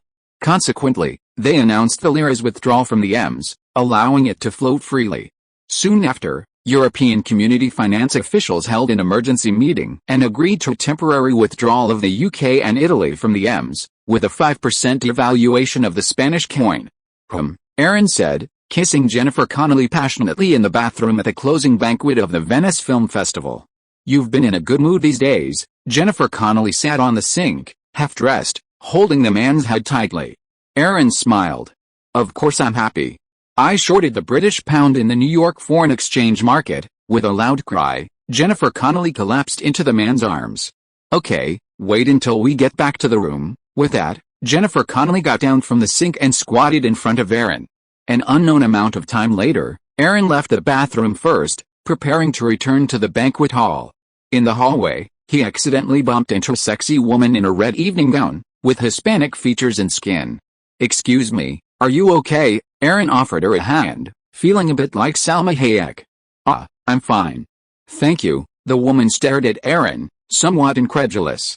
"I remember, you're the heroine in that Spanish movie Jam, huh? Your name is..." "I'm Penelope Cruz, from Spain, Mr. Anderson." Penelope Cruz, who just turned 18, seemed to recognize Aaron Anderson. Jam, Ham is a Spanish erotic film that stars a bold performance by Penelope Cruz. Sexy, beautiful, and provocative, Penelope Cruz dared to act like this in her first film, Jam, Ham. Directed by Biggs Luna and starring Penelope Cruz, Javier Bardem, and others, Jam, Ham tells the complex and tumultuous story of three couples across two generations. It was nominated for the Golden Lion for Best Picture. Aaron and Jennifer Connelly saw it in the theater together. If you are listening to this novel on a channel other than Fanfic World, it means it was downloaded and re-uploaded without effort. We warmly invite you to visit our channel, Fanfic World. There you will find the original version of this story and many other novels of various genres. We look forward to seeing you dive into a world of incredible novels. Chapter 163. Do you want to continue? "Yeah, I know you." Aaron glanced at Penelope Cruz. "You starred in that Spanish movie, Jamon. It was fantastic." With her sleek, shiny hair, captivating eyes, and full, red lips, Penelope Cruz embodied her uninhibited personality. "Really?" Penelope Cruz smiled sheepishly. "Can I buy you a drink?" Facing the woman's expectant gaze, Aaron shook his head. "I don't have time now, but I'll have a chance later." After all, The Mask of Zorro was also being filmed in Spain, and it featured a number of Latino actors, including Salma Hayek, who Aaron had also arranged to be part of the cast. That evening, in a hotel room, Jennifer Connelly sat at her dressing table. "Aaron, are we going back home?" "Yes, we are," Aaron said, moving behind the woman and leaning in for a kiss. "Well," Jennifer Connelly replied enthusiastically, her neck tilted back. "This time, the UK has suffered significant losses. International hedge funds, led by Quantum Fund, are targeting the British pound." Jennifer Connelly smiled, leaning into the man's arms. "You've made some money too, haven't you?" Aaron nodded. Cheyenne Fund had invested $50 million with 10x leverage, starting when the pound was at its peak against the dollar. This forced the pound to withdraw from the European monetary mechanism. Last year, 12 European countries signed the Treaty on European Union, also known as the Maastricht Treaty, in Maastricht, the Netherlands. After this experience within the European community, calls for a common currency, free capital flows, and a unified market will surely grow. Aaron also knew that the formation of the European Union and the Eurozone was not far off. After returning to Los Angeles, it was already late September. The British-French co-production The Flame had also begun its theatrical release. Sleepless in Seattle had grossed $120 million in North America and over $100 million overseas, bringing its global box office to $220 million. Meanwhile, Aaron liquidated his position when the pound-to-dollar exchange rate hit 1.6. With $50 million in 10x leverage, Aaron leveraged $500 million. The pound's exchange rate went from 2 to 1.6. Cheyenne Fund earned $100 million, and after deducting taxes and commissions, Aaron netted $70 million. A Mitsubishi Evo pulled up in front of a townhouse on East 75th Street on the Upper East Side of Manhattan, New York. Aaron and Nicole Kidman exited the car and entered the newly purchased house. "It's really beautiful," Nicole Kidman said, slumping into Aaron's arms. "Sleepless in Seattle is doing pretty well at the box office," Aaron smiled, rubbing the girl's thigh. "Over $200 million worldwide. Just okay, isn't it? You can't compare this movie to Ghost." Nicole Kidman put her arm around the man's neck and kissed him. "Sleepless in Seattle cost $20 million to make. It must have made a lot of money, right?" Aaron nodded. North American box office revenue alone had reached $63 million, with another $25 million overseas. After deducting the $20 million production cost and the nearly $16 million in publicity and other expenses, Sleepless in Seattle was bound to be a huge hit. "What do you want?" Aaron asked, pushing Nicole Kidman onto the sofa and looking down at the beautiful woman beneath him. Nicole Kidman smiled, pulled the man close to her, and whispered in Aaron's ear, "I want you to stay with me for a few days." "Is that okay?" Aaron thought for a moment, then nodded and kissed the woman on the lips. Speed has wrapped filming, The Mask of Zorro is heading to Spain, and the Philadelphia story is about to begin production. Interview with the Vampire and Forrest Gump are still seeking directors, and the British film Four Weddings and a Funeral has also wrapped. Aaron can now continue his vacation, as Pixar is also preparing its first 3D computer animated feature. The next day, Aaron took Nicole Kidman on vacation to the French Caribbean island of St. Barths. Meanwhile, in Hollywood, former MGM chairman Giancarlo Pare was imprisoned for fraud. French bank Crédit Lyonnais injected another $350 million into MGM's operations. Meanwhile, media tycoon John Kluge, owner of Orion Pictures, withdrew his investment and, unable to find new investors, the bank declared Orion bankruptcy, leaving creditors in control of the company. But neither MGM nor Orion could compare to the events at Disney and Time Warner. It was no secret that within Disney's top management, Michael Eisner, chairman and CEO, and Jeffrey Katzenberg, who oversaw film and entertainment, were at odds. However, with the opening of Euro Disney, visitor numbers were disappointing, and Euro Disney's high debt levels caused significant volatility in Disney's stock price. Conversely, Katzenberg's business was booming. Beauty and the Beast not only grossed $245 million worldwide, but also became the first animated film to be nominated for a Best Picture Oscar and won 2 Academy Awards, Best Original Song and Best Original Score. Furthermore, video sales exceeded 22 million. This impressive success led to Katzenberg directly challenging Michael Eisner, complaining that he didn't prepare for meetings or read scripts. Michael Eisner, in turn, began to gradually undermine Katzenberg's authority. Despite the strong performance of the animated feature films, Michael Eisner also blamed Katzenberg for the studio's numerous live-action failures. As a pair of veteran partners who had come to Disney together from their Paramount days, the two, who had known each other for years, finally found themselves on opposite sides of the power struggle. In a hotel bedroom on St. Bart's, Aaron lay in bed, talking on the phone with his assistant, Iselin Beckett. Michael Ovitz visited the seriously ill Steve Ross in Long Island, New York. A Canadian-based brewing group wants to enter Hollywood and acquire Time Warner. Aaron breathed deeply. Was CAA looking to take on another acquisition? Nicole Kidman looked up and smoothed her hair. "Aaron, do you want to continue?" Aaron put down the phone and nodded. Chapter 164 The Crying Game. Aaron wasn't particularly concerned about what was happening at Disney, but a potential deal at Time Warner was a different matter. The successive sales of Columbia TriStar and MCA Universal had already reshaped the face of Hollywood, and now another major media conglomerate might be considering a deal. In Burbank, Los Angeles, Aaron, returning from a Caribbean vacation, attended the U.S. premiere of The Crying Game. Fresh from the Toronto Film Festival, The Crying Game had garnered widespread critical acclaim. Aaron and Dawn Steele sat in the theater's lounge, discussing Time Warner. "As I recall, besides the seriously ill Steve Ross, Gerald Levine holds the most power at Time Warner right now." Gerald Levine had been frequently staying at Steve Ross's East Hampton, Long Island, mansion since last Christmas. Having gained Ross's favor through his family, he seized the opportunity at this spring's board meeting to oust his old rival, N.J. Nicholas. Yet, Steve Ross probably sees Gerald Levine as his successor, Dawn Steele said, spreading his hands. "Steve Ross's prostate cancer is in the late stages, and he won't live long. Aaron leaned back in his chair, tapping his knees.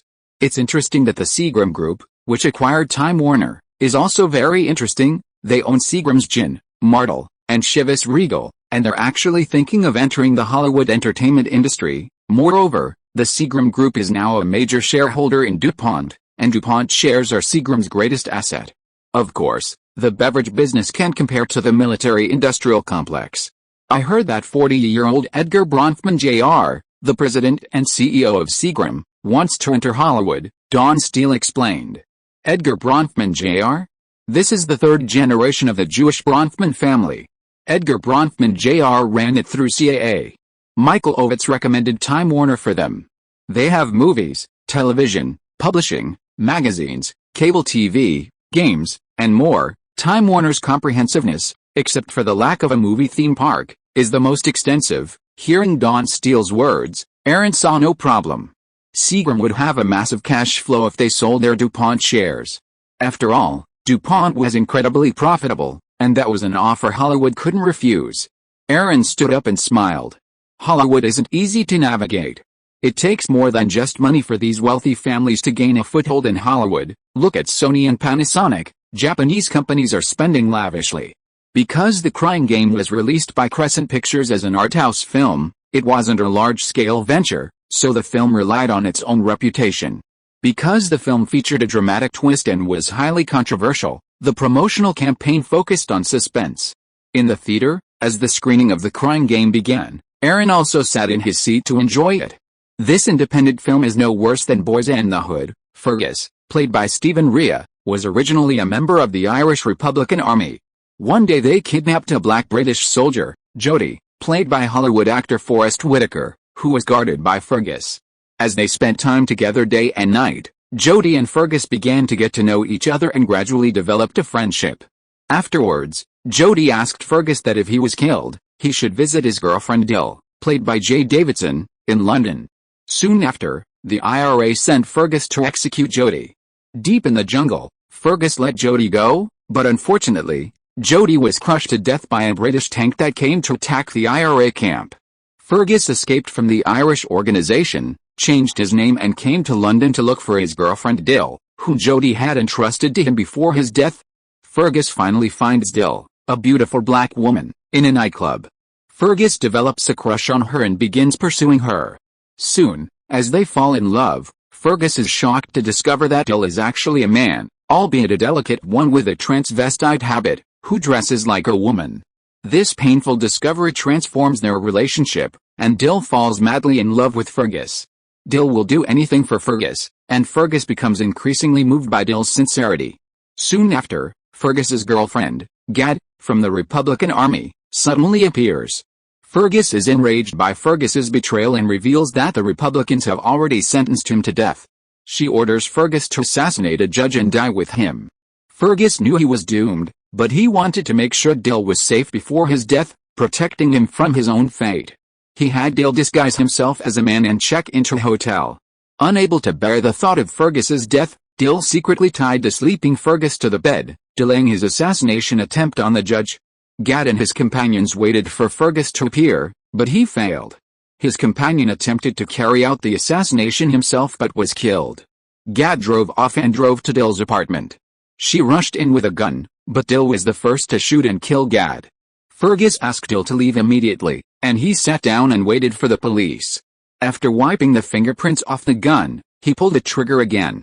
The Crying Game has caused quite a bit of controversy, and has received both good and bad reviews. Mick LaSalle, a critic for the San Francisco Chronicle, commented on the film The Crying Game, "This fascinating new film by Irish director Neil Jordan is both a political thriller and a love story, combining various sexual and political currents into a fantastic narrative." Wesley Lovell, a critic for The Hollywood Reporter, believes that finding oneself in chaos constitutes the perfect metaphor in The Crying Game. The film explores race, identity, sexuality and perception in Ireland during turbulent times. Kenneth Turan, a critic for the Los Angeles Times, commented, "Suspenseful and emotionally complex, cleverly mixing politics with affairs of the heart, The Crying Game is something unexpected, a challenging new way to tell a very old story." Richard Corliss, critic for Time magazine, commented, "Neil Jordan examines the tough issues of life and death, sex and friendship, duty and loyalty, freedom and bondage, masculinity and femininity, and all the ambiguities in between in a thrillingly naturalistic style. Perhaps Aaron has found the person to direct Interview with a Vampire. Chapter 165 Acquisition First. Although the early 1990s saw a surge in homosexuality-themed films, developing into a new art house genre, fueled by the St. Denis Film Festival, Neil Jordan's The Crying Game, written and directed by him, was a revelation. In a conference room at Dawn Pictures in Burbank, before The Crying Game was released in the UK, I wrote to nearly every prominent British film critic, begging them not to mention the story twist about Dill being a man in their preview reviews. Neil Jordan spread his hands, a look of resignation on his face. In the end, they didn't mention the twist, but almost every critic panned the film. The film's generally negative reception in the UK left Neil Jordan doubting his own abilities. Aaron Anderson and Brad Gray exchanged a glance and chuckled. "You've seen the critical acclaim for The Crying Game in the US. The plot twist is truly captivating." The biggest highlight, however, was Jay Davidson, the actor who played Dill. He was incredibly feminine. A transvestite dressed in female attire and features was the film's crowning touch. Don't worry, Dawn will ramp up publicity for The Crying Game to help it secure an Oscar. Aaron wasn't stingy with the promise of both fame and profit. He then instructed Brad Gray and Neil Jordan to continue discussing future plans. As for the project for Interview with a Vampire, he said he would wait until word of mouth spread about A Crying Game. Otherwise, with Neil Jordan's current fame, he doubted he would be able to get Tom Cruise to comply. Following the news from the MPAA, European countries have established pan-European film industry alliances to revitalize the European film industry, which has been in a slump since the Gulf War. At the same time, the European Union has proposed ending its preferential import system for American films and is preparing to adopt an import quota system to resist the aggressive invasion of American films. The market share of local films in European countries is generally below 35%. Only France, which has the strictest protection for local films, has exceeded this proportion. No wonder European countries are boycotting Hollywood movies. Esther Beckett came to Aaron's office and reported the news. By the way, what about Marvel Studios? Do they still have the rights to adapt Spider-Man? Marvel Comics, I'll check. In 1985, Canon Pictures acquired the 5-year filming rights for Spider-Man from Marvel Comics. Unfortunately, Canon Pictures later withdrew a large amount of funds due to the too high-cost films Superman IV and Inception. Therefore, it was proposed to drastically cut the filming budget of the Spider-Man movie to less than $10 million, which led to the suspension of the project. In mid-1990, Canon Pictures' Spider-Man license expired, and Canon Pictures was acquired by France's Pathé Films. Canon Pictures' former president, Golan, founded a shell company, 21st Century Pictures, and negotiated with Marvel to obtain the Spider-Man license for another 2 years. The Spider-Man script prepared by Golan was not approved by Stan Lee. Right, yes, Stan Lee is now the creative director of Marvel Comics. After hearing Esther Beckett's introduction, Aaron also understood that Marvel now belonged to Ronald Perlman, the former boss of Gillette. Moreover, Marvel is now more than just a comic book company. Last year, under Ronald Perlman's operation, Marvel went public through the acquisition of card companies, sticker companies, toy companies, postcard companies, etc. Comic publishing accounts for only about a quarter of Marvel's current total business volume. As a merger magnate, Ronald Perlman never thought about running Marvel properly. He just wanted to make some money in the financial market. A few years ago, Canon Pictures rushed out a shoddy Fantastic Four when the Fantastic Four's license expired. This angered Marvel at the time. Worried that the release of this movie would affect the sales of Fantastic Four comics and peripherals, they spent millions of dollars to acquire copies of the movie and destroy them. Spider-Man. This is Marvel Comics' absolute trump card, the only one that can compete with DC's Superman and Batman. Marvel certainly doesn't want to make random changes. Aaron leaned back in his chair, and he completely understood Stan Lee's idea. Golan recommended the Spider-Man script to Columbia Pictures, but unfortunately, it was rejected by the other party, Esther Beckett explained. This 21st Century company, Aaron knocked on the table thoughtfully, just buy it directly, and then talk to Marvel about extending the Spider-Man license period. Boss, are you going to shoot Spider-Man? Esther Beckett's eyes lit up. This is one of the national heroes, and his popularity and influence are comparable to Superman and Batman. Well, This year's Warner Brothers sequel Batman Returns seems to have made less money than expected, but there is still money to be made, and there will definitely be a third part. Aaron smiled slightly. Whether to shoot or not, let's get the Spider-Man license first. With Dawn's current reserves, it won't be a problem if we want to develop it. I understand. Soon, Dawn Pictures acquired 21st Century Pictures from Golan. Its primary assets were several Spider-Man scripts from Marvel Studios. After all, 21st Century Pictures was founded solely for the production of Spider-Man films, a shell company that held the Spider-Man film rights licensed from Marvel Studios. Acquiring them was simple, the rights were about to expire. At the same time, they were negotiating with Marvel Studios. After the Spider-Man license expired this year, Marvel Studios would grant Dawn Pictures a 5-year license to produce films, with Marvel Studios receiving a 5% share of all future Spider-Man box office revenue. Other rights, such as comics and toys, would remain with Marvel Studios. After all, Marvel Studios sought to promote its own superhero films, boosting sales of toys and other derivative products. With the U.S. presidential election approaching, the federal senator elections in various states had concluded, leaving only the next month's general election. The Republicans represented George W. Bush, who was seeking re-election, the Democrats represented Arkansas Governor Bill Clinton, and the independent elector represented Texas tycoon Ross Perot. On the rooftop of the Bradbury Building in downtown Los Angeles, Aaron Anderson and Jack Wells looked toward Koreatown. Is Clinton coming to Los Angeles to inspect the disaster area again in his final days? Jack Wells smiled. We bet on him to win. The racial issue will bring him a lot of votes. Yeah, that's right. Chapter 166 They Don't Deal. At the Wiltern Theater in Hollywood, Shu Guang arranged a screening of The Crying Game, inviting numerous film critics and journalists.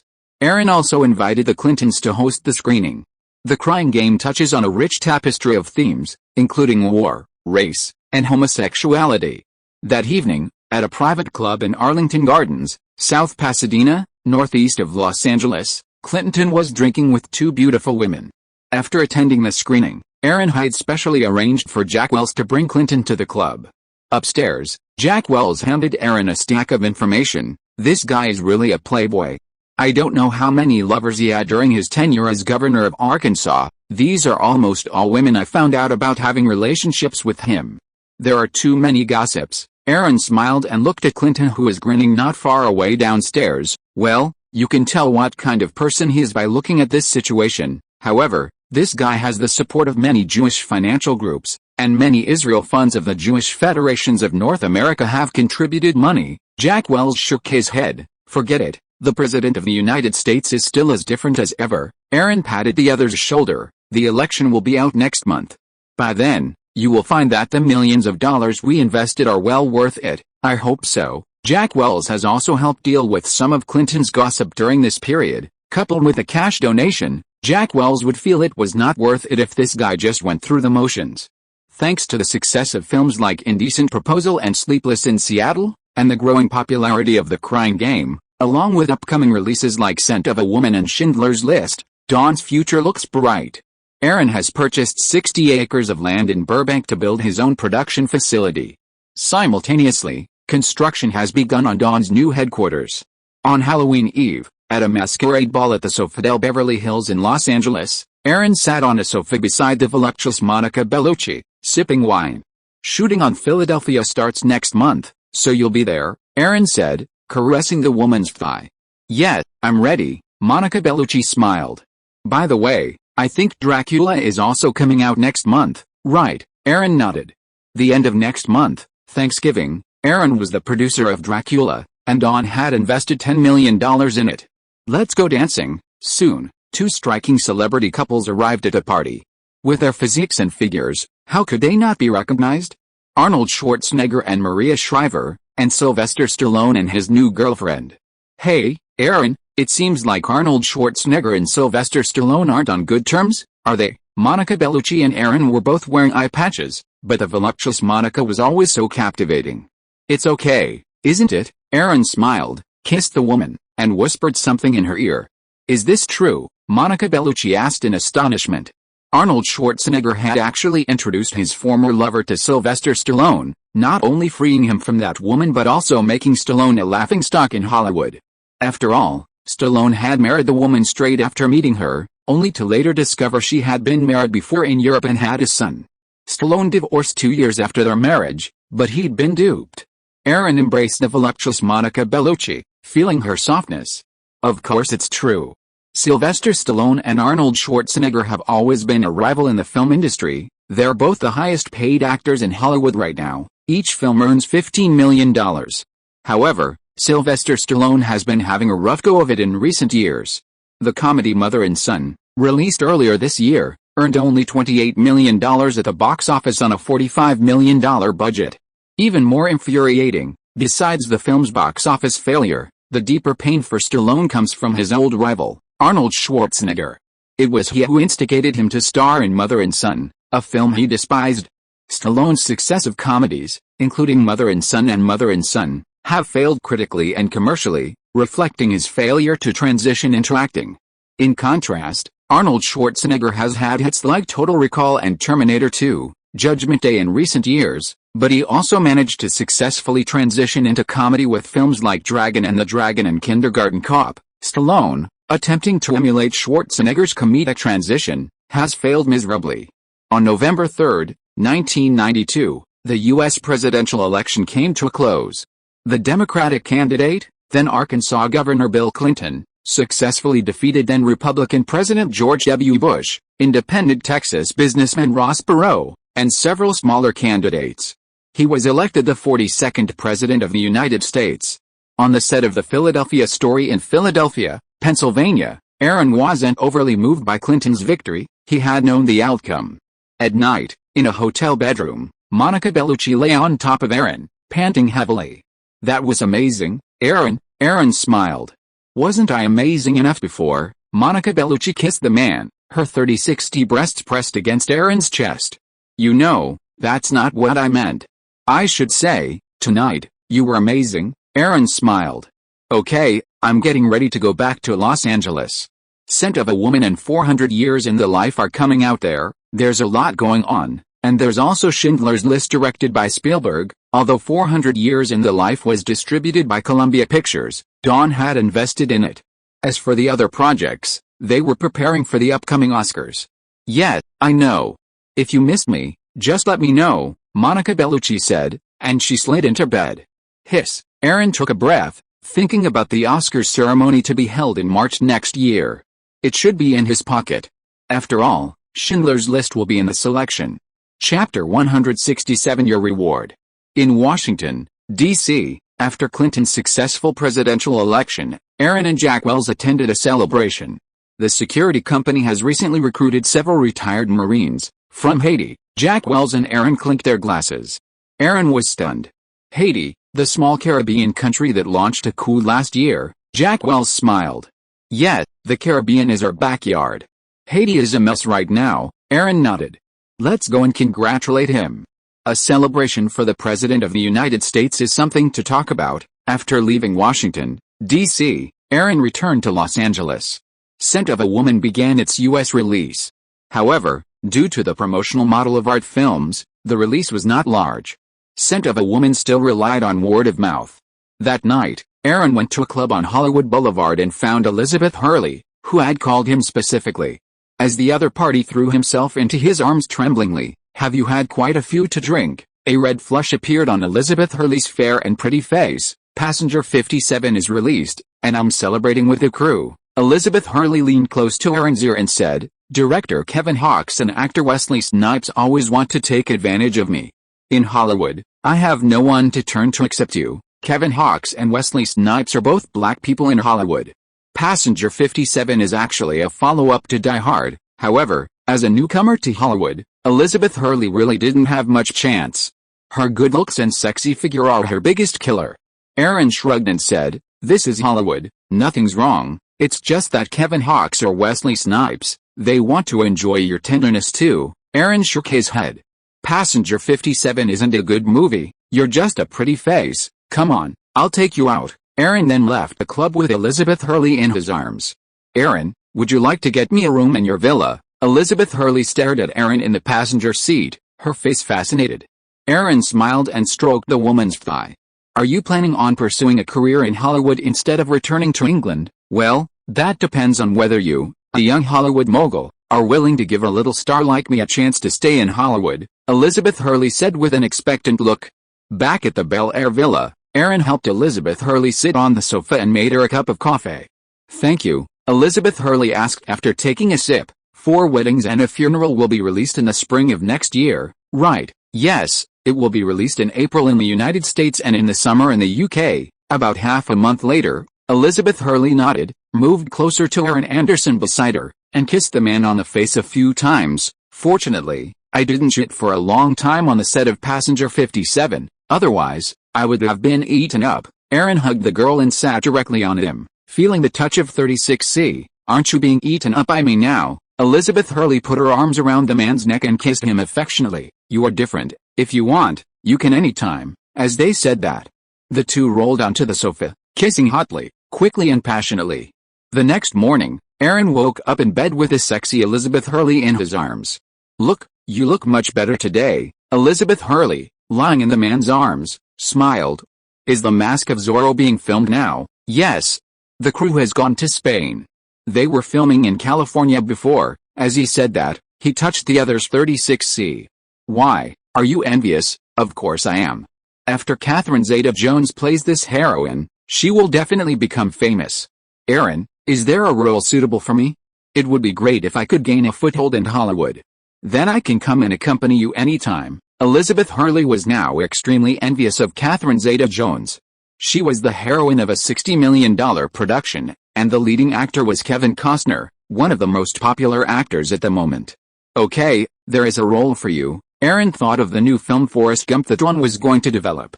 The choice of the heroine could definitely be given to Elizabeth Hurley. Oh, really? Elizabeth Hurley's eyes lit up when she heard that, and she sat up straight away, her sexy figure on full display, looking incredibly hot. What kind of movie is it? It's based on a novel, Forrest Gump, which was published in the US a few years ago. You can buy the novel and read it when the time comes. Dawn will be developing it next year. Aaron didn't hide anything. After all, he had already planned this Forrest Gump movie. Well, then, Aaron, am I the heroine in the movie? Elizabeth Hurley's face was filled with excitement, and she couldn't contain herself at all. Of course, you've given, so of course I'll give back, Aaron said, rolling over and pressing the woman down beneath him. It's still early, we can continue, Elizabeth Hurley said, throwing her arms around the man's neck and kissing him, eager to melt into him. Near the coastal town of Sitges in Catalonia, Spain, the filming of The Mask of Zorro took place. Sitges boasts beautiful scenery and is not far from Barcelona, so Aaron had come from the United States specifically to inspect the filming schedule. Sitges was currently hosting the International Fantastic Film Festival, one of Spain's most prestigious film festivals, specializing in action, horror, and fantasy films. It's also ranked among the world's 3 largest fantasy film festivals, along with the Brussels Film Festival in Belgium and the Portugal International Film Festival. Coincidentally, Aaron arrived during the Sitges International Fantastic Film Festival, and immediately took Catherine Zeta-Jones on a tour of the festival. Aaron, what's wrong? Catherine Zeta-Jones noticed that the other party had stopped in front of a poster. Aaron shook his head. Nothing. The movie poster was a Chinese film, a Chinese ghost story. Deo Deo Deo. Chapter 168, Sexy Attack. It's a Chinese language film. Are you interested? Catherine Zeta-Jones, with Aaron's arm around her shoulders, asked. Let's go see it. Aaron recognized the lead actress, Joey Wong, on the poster instantly. She was indeed stunningly beautiful. Aaron hadn't expected to run into the crew of a Chinese ghost story the Deo Deo Deo in Sitges, Spain, attending a film festival. The International Fantastic Film Festival certainly had some pertinence. After all, Hong Kong film exports are now second only to Hollywood. Barcelona hosted the 25th Summer Olympics this year, attracting many tourists. The Sitges International Fantastic Film Festival was also packed with people this year. In the theater, Aaron and Catherine Zeta-Jones watched a Chinese ghost story the Deo Deo Deo together. Currently, Hong Kong cinema is at its peak, releasing over 200 films annually. For a city with a population of just over 5 million, it's the second largest film exporter in the world, a testament to the strength of Hong Kong cinema. Catherine Zeta-Jones, who plays the lead in The Mask of Zorro, had previously starred in Christopher Columbus, Discovering the New World, which only grossed $8 million. Director Ridley Scott's co-production, 1492, The Conquest of Paradise, was an even bigger flop, grossing just over $7 million. In the office on the set of The Mask of Zorro, Aaron and director Ridley Scott were discussing the film's progress. Based on the current situation, we'll need to shoot the remaining scenes in Mexico, Scott said, taking a sip of coffee. We have the locations we need near Mexico City, Aaron nodded. Now that they had finished filming the scenes in Spain, continuing in Mexico seemed like a good idea. That evening, Aaron and Salma Hayek drove to a bar in Barcelona. How's filming going on set? Aaron asked softly, his arm around the voluptuous Hayek. Well, it feels very good. There are many Hispanics and Latinos in The Mask of Zorro and the atmosphere is very friendly, Salma Hayek said and kissed Aaron on the face. You haven't contacted me for a long time. I have acted in Sleepless in Seattle before and have joined the Screen Actors Guild. All this is thanks to you. Don't you want me to thank you? Well, Aaron kissed the girl, feeling her 30-60. A moment later, Aaron sat down on the sofa with Salma Hayek in his arms. They say Latino girls are incredibly charming, and it's true, Salma Hayek smiled. Do you like Spanish girls? Penelope Cruz, who made a stunning appearance in Ham this year, should be sexy enough. Penelope Cruz? Yet, I saw her at the Venice Film Festival before. She's truly one of Spain's top beauties. Yeah, she's starring in another Spanish romance, The Four Daughters, which opens in Spain next month. As a Mexican Latina, Salma Hayek always paid close attention to Spanish-language news. Aaron didn't care about that. As for Penelope Cruz, he was only slightly interested at the time. Aaron didn't even bother to invest time in a relationship. With his current status and reputation in Hollywood, he could just snap a finger and have tons of sexy women kneel down and unzip themselves. Okay, I'll be back home soon. The crew's also heading back to Mexico for filming, so I won't be in Spain for long. Furthermore, thanks to the recent 5% devaluation of the Spanish peseta and the impact of this year's Olympics, Spain's economy is recovering well. The shadow of the Gulf War is rapidly dissipating in Spain. As one of Europe's fastest-growing economies, Spain's economy is sure to see a period of growth. Salma Hayek put her arm around Aaron's neck and nudged him affectionately. I don't have any scenes to shoot lately. Do you want me to come back home with you? Of course, but I have other things to attend to. Aaron recently purchased a seaside villa on Ibiza, one of Spain's Balearic Islands. He'd made $70 million from shorting the British pound, so why not enjoy some of it? After leaving Spain, Aaron would also visit France, where Sophie Marceau was filming the romantic drama Fang Fang, which was almost finished.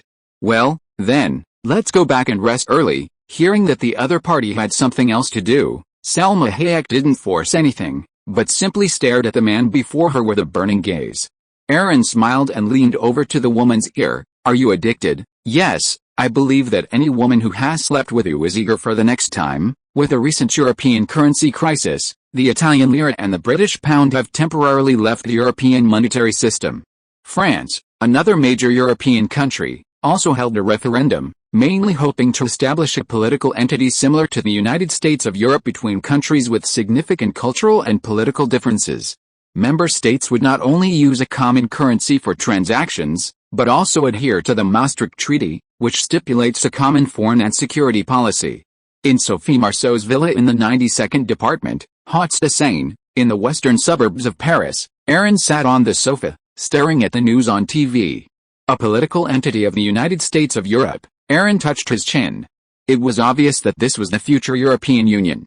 The French co-production 1492, The Conquest of Paradise has been disappointing both critically and at the box office. Now, director Ridley Scott is helping you shoot The Mask of Zorro, so that shouldn't be a problem, right? Sophie Marceau, wearing a sexy silk nightgown, sat on Aaron's lap, her fragrance filing his nostrils. Aaron smiled and nuzzled the woman's neck, feeling the softness of her body. What's the problem with that? The script for 1492, The Conquest of Paradise was terrible to begin with. Many people in Hollywood don't understand why our Ridley Scott accepted the offer to direct it. Okay, Sophie Marceau kissed the man. Honey, I just bought a beachfront villa on the Mediterranean island of Ibiza. Come with me for a couple of days, and then we'll return to the States together. Thanksgiving was coming up soon. followed by Christmas and New Year's, and Aaron had already taken advantage of the opportunity to make a fortune. Investing in some real estate was perfectly natural. Chapter 169 Charming French Women. Aaron said, lost in the nighttime slumber of Sophie Marceau's exquisite charm. My dear, no wonder all French men love you. They're absolutely right. Aaron leaned into Sophie Marceau's arms, feeling the tenderness of her touch. Sophie Marceau smiled. I can't go on vacation to that Spanish island with you these days. We have to stay in France for a while. That's okay. Just take care of your own affairs first, and we can go to Spain together later. I'm treating this as a vacation. Anyway, it was already November, and Aaron could certainly use an extended vacation. The 26-year-old Sophie Marceau, voluptuous and charming, her voluptuous figure radiating a mature beauty, ran her fingers through Aaron's hair. Then, stay in Paris for a while, then I'll go on vacation to Mediterranean island with you. Aaron had no objection. By the way, are you still in touch with that Andrei Zulawski? After all, he was Sophie Marceau's ex-boyfriend, and Aaron didn't like him very much. Sophie Marceau smiled. Don't worry. After the release of Blue Movement last year, we're done. He went back to Poland. Then, she leaned over Aaron and kissed him. She asked, what do you think of 4 Weddings and a Funeral, the romantic comedy I filmed in England this year? Aaron caressed her body. It's pretty good. It's a British sitcom. It's a little different from Fanfant, which you filmed in France. After all, 4 Weddings and a Funeral is rated PG-13 in the US, while Fanfant wasn't explicit. It did feature a scene of Sophie Marceau bathing in a bathtub, which would have been an R-rated film in the US. However, French films generally don't do well at the box office in the US. Hollywood is too commercial, Sophie Marceau sighed. She was indeed a little uncomfortable. Well, I'm planning to buy a property in Paris one of these days. That way, it'll be more convenient for you to come back here, Aaron said, and he rolled over and pinned the woman down. Well, isn't that enough for you? Of course, Aaron smiled, and kissed the girl on the lips. Meanwhile, a new round of royal scandals erupted in Britain. British media revealed phone calls between Prince Charles and his mistress, Camilla Parker, confirming their affair. This directly led to global ridicule for Prince Charles, and people began to question his ability to shoulder the responsibilities of king. In August, Britain's Daily Mirror published a recording of a New Year's Eve 1989 phone call between Princess Diana and car dealer James Gilby. In the recording, James directly referred to Princess Diana as darling and squid, using very ambiguous tones. Following the toe-kissing scandal between Sarah Ferguson, wife of the Queen's youngest son, Prince Andrew, and a wealthy American businessman, Princess Diana's squid incident emerged. The revelation of Prince Charles and Camilla Parker's long-standing mistress scandal has, to some extent, saved Princess Diana, earning her considerable sympathy and understanding. A series of scandals this year have tarnished the royal family's reputation and severely undermined its credibility. That evening, Aaron Anderson was invited to a business reception at the Ritz Hotel in Paris, where he ran into Francis Ford Coppola's son, Roman Coppola. Roman Coppola, the assistant director of Dracula, Bram Stoker, lives in France. Dracula, Bram Stoker is set to be released in the US later this month. And Roman Coppola is very interested in the film. Aaron, your success with Indecent Proposal and Sleepless in Seattle is truly enviable. Roman Coppola, whose father Zoetrope Pictures was still heavily in debt after The Godfather Part 3 didn't generate much revenue, hoped that Dracula, Bram Stoker would generate significant profits for Zoetrope. Aaron smiled, raised his glass, and clinked it with the other man's. Dracula opens in less than 2 weeks. We'll be surprised then, Roman Coppola shrugged. I hope it's as you say. By the way, you've been in France for so long. What are your thoughts on the film market here? As the center of European art house cinema, the French have an innate cultural confidence that keeps Hollywood at bay. Roman Coppola glanced at Aaron. Hollywood's market share in France is quite high. While not as high as other European countries, it's still quite good. Actually, you know what I know. Currently, a group of French filmmakers, in collusion with the media, are committed to eliminating French commercial, popular, and mass-market cinema. They believe that film is an art form, not something that should be mass-produced. The French government has always strongly supported the film industry, which is why French art films still hold a significant market share.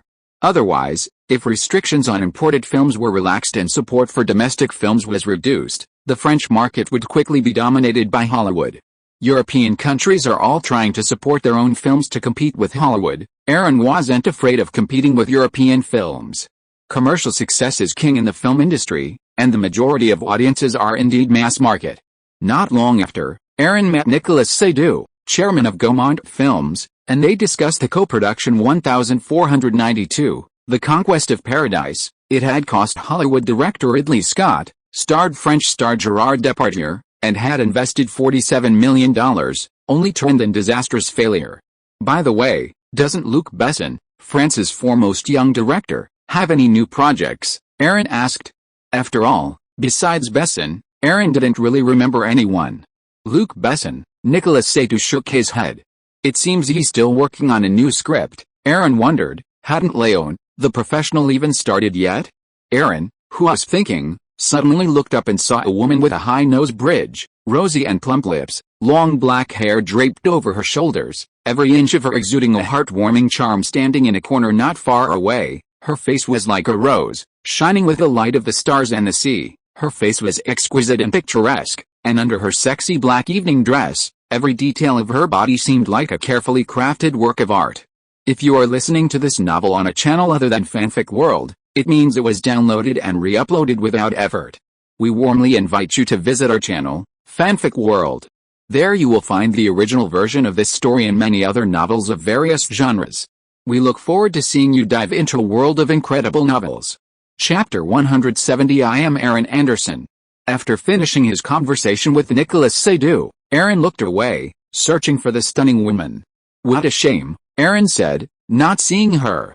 Aaron, suddenly, Hugh Grant and the Jewish director Roman Polanski and his wife approached. Just last month, the erotic film Bitter Moon, produced and directed by Roman Polanski and starring Hugh Grant, Christian Thomas, and Emmanuelle Cinner, was released in France. The film's explicit sexual content and other explicit scenes sparked considerable controversy. Regardless, Aaron struck up a conversation with the group. After all, Su Guang had invested in Spielberg's Schindler's List, and Roman Polanski, himself a Jewish orphan from World War II, had been approached to direct the film. Aaron, I think all Jews will be grateful to you for your support of the film Schindler's List, Roman Polanski said, clinking his glass with Aaron. Aaron glanced again at Roman Polanski's wife. Wasn't she the focus of all the explicit scenes in Bitter Moon? Then, with a strange expression on his face, he looked at Roman Polanski. The controversial scenes of sexual abuse in Bitter Moon might very well reflect the man's real life. Remember, Roman Polanski was prosecuted for molesting underage girls in the United States and fled to France. Even now, the U.S. hasn't removed his arrest warrant. Aaron smiled. Well, with Steven Spielberg directing Schindler's List, I'm still confident. These Jews only paid lip service to their gratitude, without any concrete action. This irritated Aaron even more. If Steven Spielberg hadn't agreed not to take any money from Schindler's List, Aaron wouldn't have supported the film.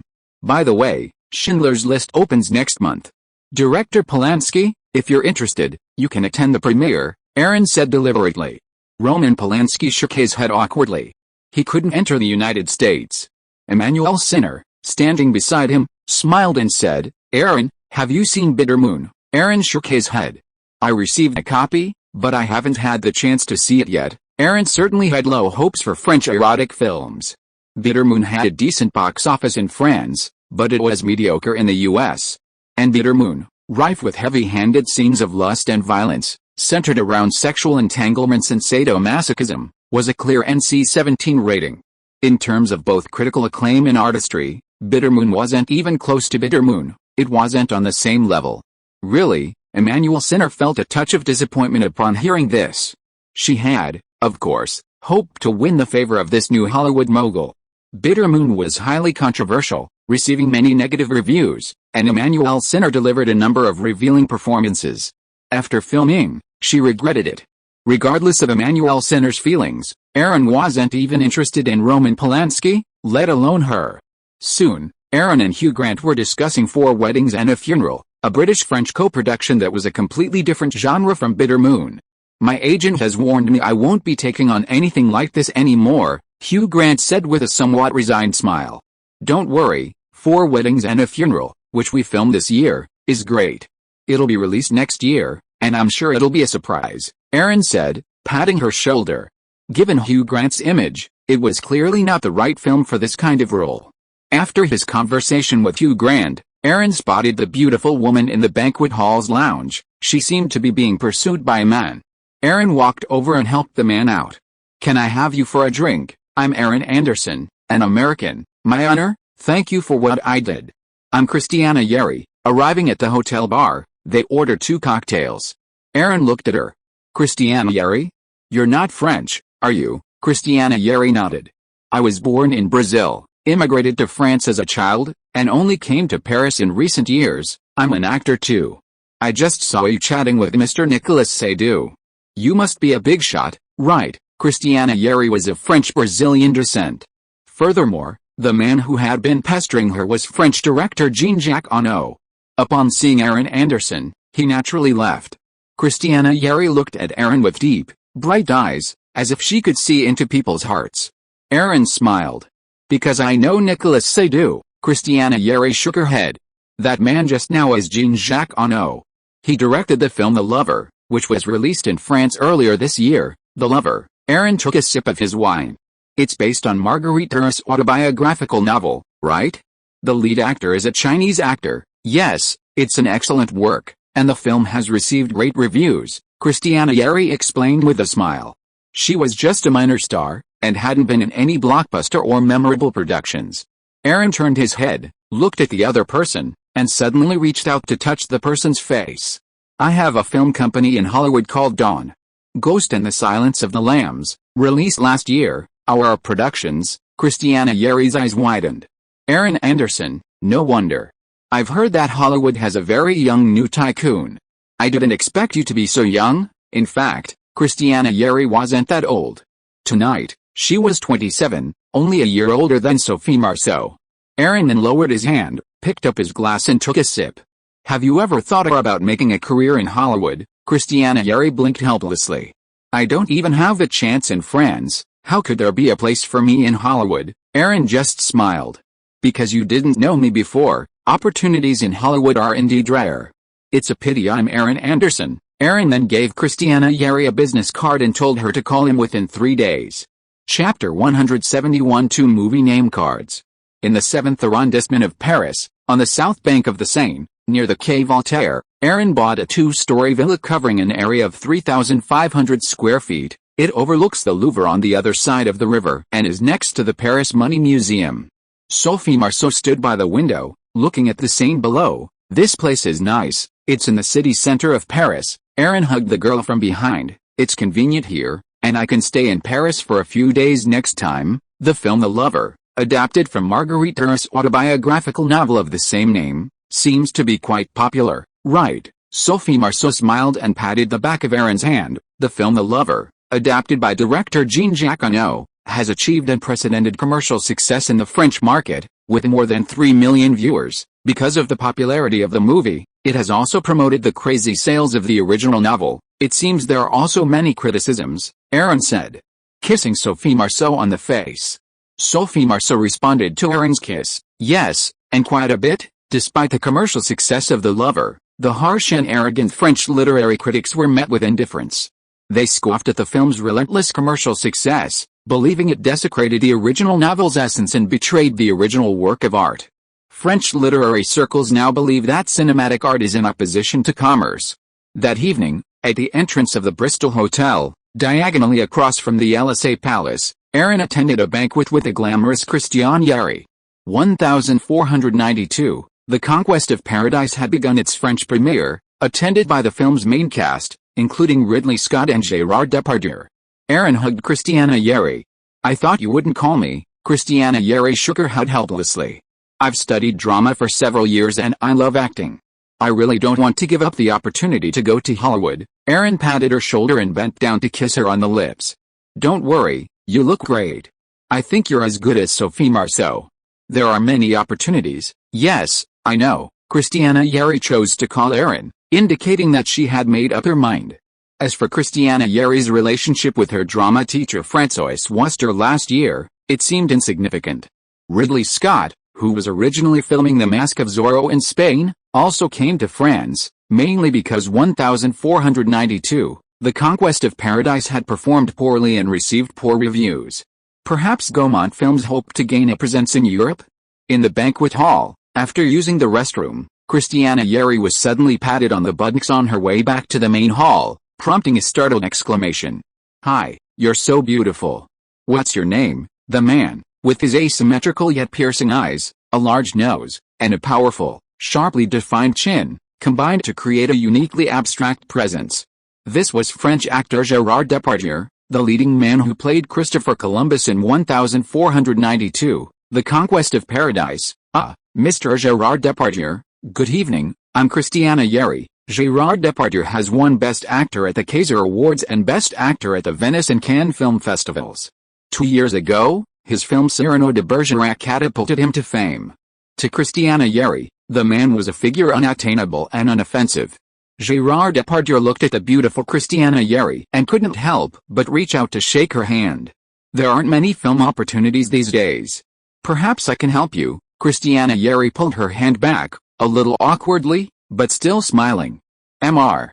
Depardieu, thank you for your kindness. Gérard Depardieu was clearly a little displeased. Do you know how much my role means to you? For a small actor like Christiana Yeri, Gérard Depardieu's words could completely determine whether they got the chance to perform. And this woman before him actually dared to reject him so bluntly? I'm sorry, Mr. Depardieu, I have friends waiting for me, Christiana Yeri said, and quickly left the corridor. Elsewhere, Aaron Anderson, who was chatting with Ridley Scott, was in a good mood. The filming of The Mask of Zorro was progressing smoothly. The partnership between Ridley Scott and Kevin Costner gave people endless reverie. Hey, is that director Woody Allen? Suddenly, Ridley Scott spotted a familiar figure at the party. Slender, with a craggy complexion and glasses perched on his face, he looked incredibly shabby. Yet, this man was none other than Woody Allen, the renowned Hollywood filmmaker. Indeed, Aaron shook his head.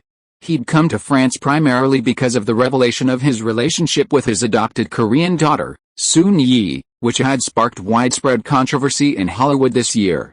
Oh, yes, he's here to promote his new film, Husbands, Wives, Lovers, which Woody Allen wrote and directed. Ridley Scott remembered Hollywood stars like Sidney Pollack and Judy Davis starring in Husbands, Wives, Lovers. Aaron smiled, but said nothing. Woody Allen must be going through a rough patch right now, with all the scandals surrounding him molesting his adopted daughter and having affairs with underage girls. Life was tough for Woody Allen.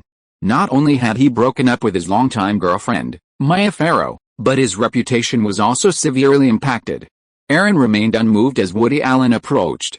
He was even revered by some die-hard film fans as the god of literature and art. However, in Aaron's eyes, Woody Allen's work offered no major surprises, but rather a constant stream of smaller ones.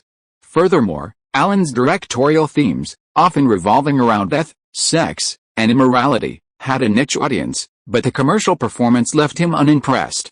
Later, Aaron met with Jérôme Seydoux, the current chairman of Pathé Films, who had earlier acquired Pathé from Crédit Lyonnais in partnership with the French group, the Rea Group.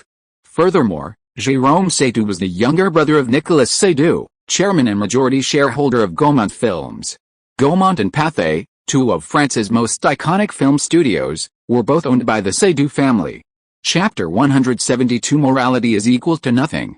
France, the birthplace of film, boasts Gaumont and Pathé as national cultural treasures. Ever since Italian businessman Giancarlo Pare, in collusion with executives of Crédit Lyonnais, to acquire Pathé through fraudulent means, Pathé has become a money laundering tool for Italian financial groups. This year, Giancarlo Pare was indicted, and Jérôme Seydoux, along with the Régis Group, acquired Pathé, garnering overwhelming public support. Sugwon could definitely work with Pathé if the opportunity arises, Aaron said, shaking hands with Seydoux. After all, Pathé's European cinema chain is quite impressive. Sugwon has currently established an international branch in the UK, distributing its films. France, Germany, Italy, Spain, and other countries are also Aaron's next targets. However, establishing a distribution network in these non-English-speaking territories is not something that can be accomplished overnight. If Pathé wants to revive, it will certainly be open to Hollywood productions. Seydoux's Pathé Group currently partners with MGM United Artists to distribute their films in France. Aaron wasn't particularly worried about the current state of French cinema. Without government subsidies and the support of Canal+, French cinema would struggle to survive. A moment later, Christiane Yeri approached Aaron, a look of panic on her face. Aaron frowned. "What's going on? Did you run into someone like director Jean Jacquinot again? It's Mr. Gerard Depardieu. I just ran into him in the hallway. He said he wanted to introduce me to a role in a movie." Christiane Yeri didn't hide anything from Aaron. Gerard Depardieu, Aaron felt a tinge of anger. This fat French guy again? He'd heard he was particularly fond of taking advantage of Sophie Marceau when they worked together. Introducing a role? This guy's Hollywood co-production, 1492, The Conquest of Paradise, was a complete flop, and the romantic film Green Card didn't make much of a splash either. The popularity he built up from Cyrano de Bergerac has almost run out, and his next career focus will definitely be on France. Aaron wouldn't pay much attention to a buffoon like Gerard Depardieu. By the way, he didn't do anything to you, did he? You know, France is full of rapists, child molesters, and filmmakers who prey on actresses. Roman Polanski, Woody Allen, and others are all such people, and the moral standards of the art film industry are practically non-existent.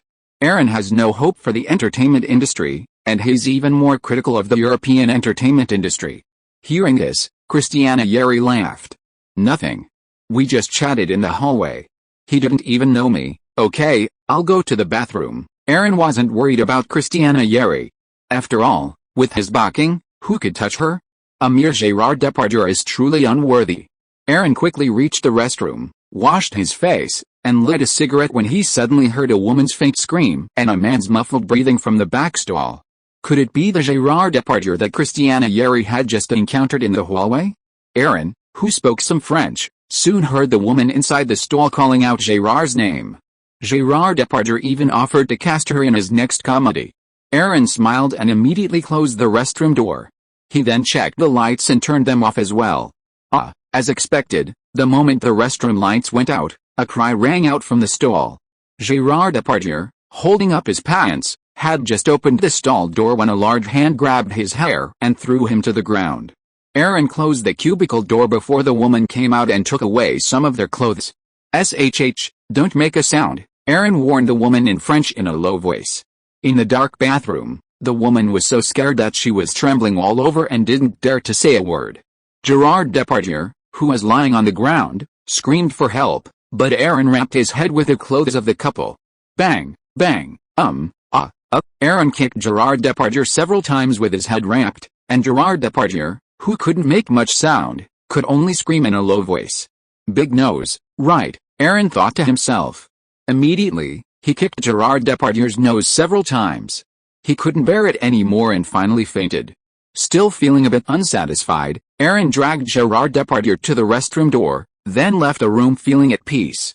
He felt refreshed, his mind clear.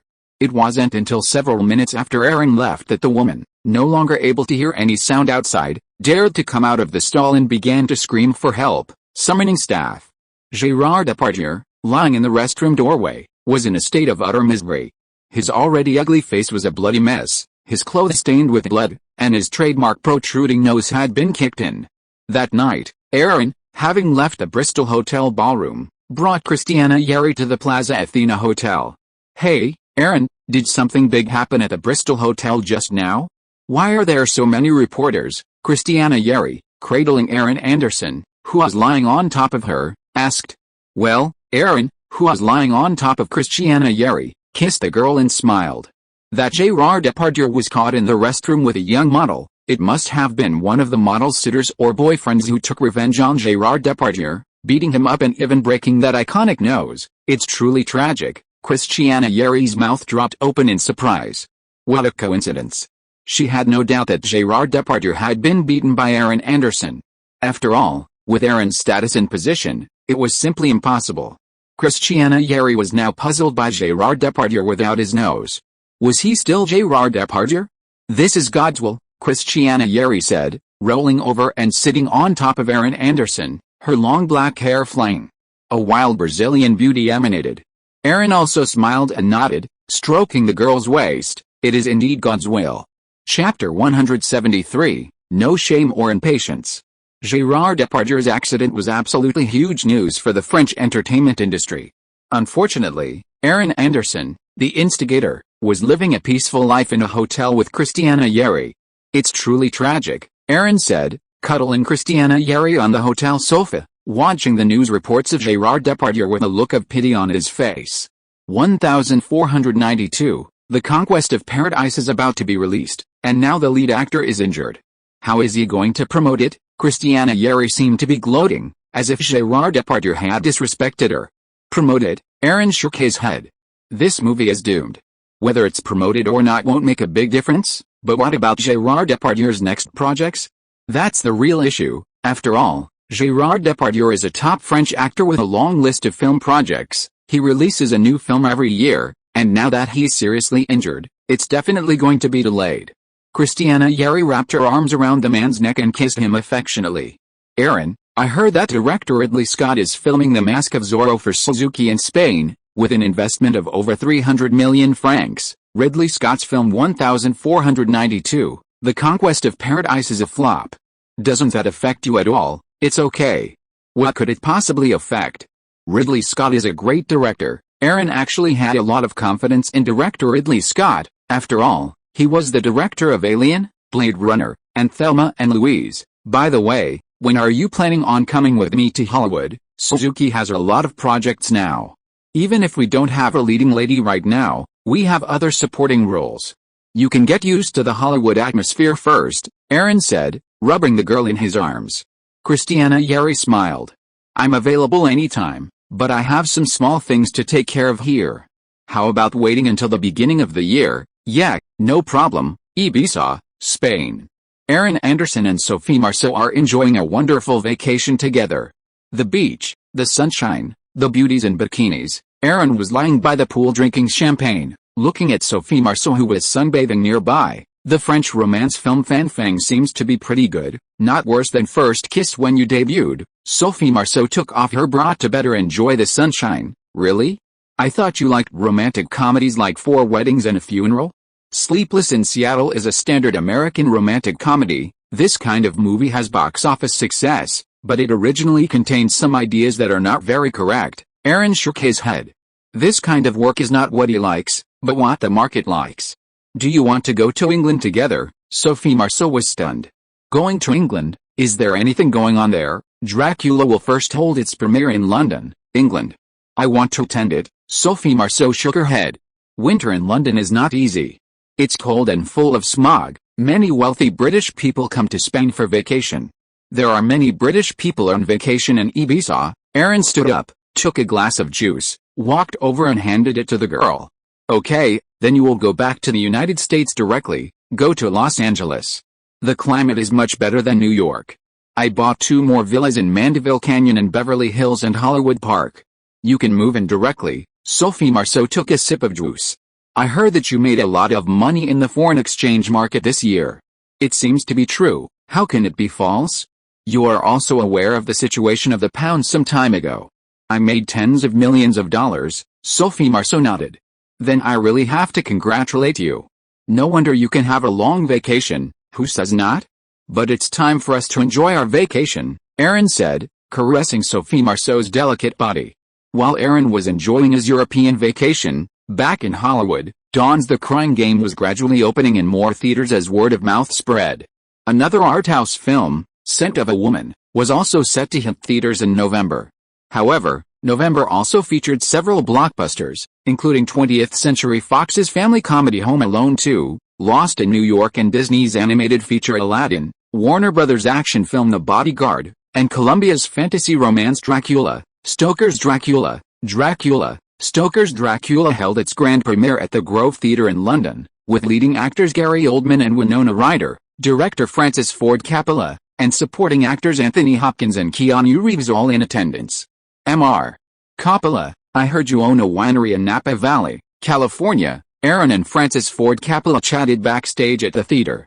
"Yes, it was a long time ago, a year or 2 after The Godfather came out. I bought Fireside Winery in Napa Valley and over 1,500 acres of land." Napa Valley is a famous wine valley in the United States. Both the soil and the climate are perfect for growing grapes. Francis Ford Coppola's most important asset is Fireside Winery.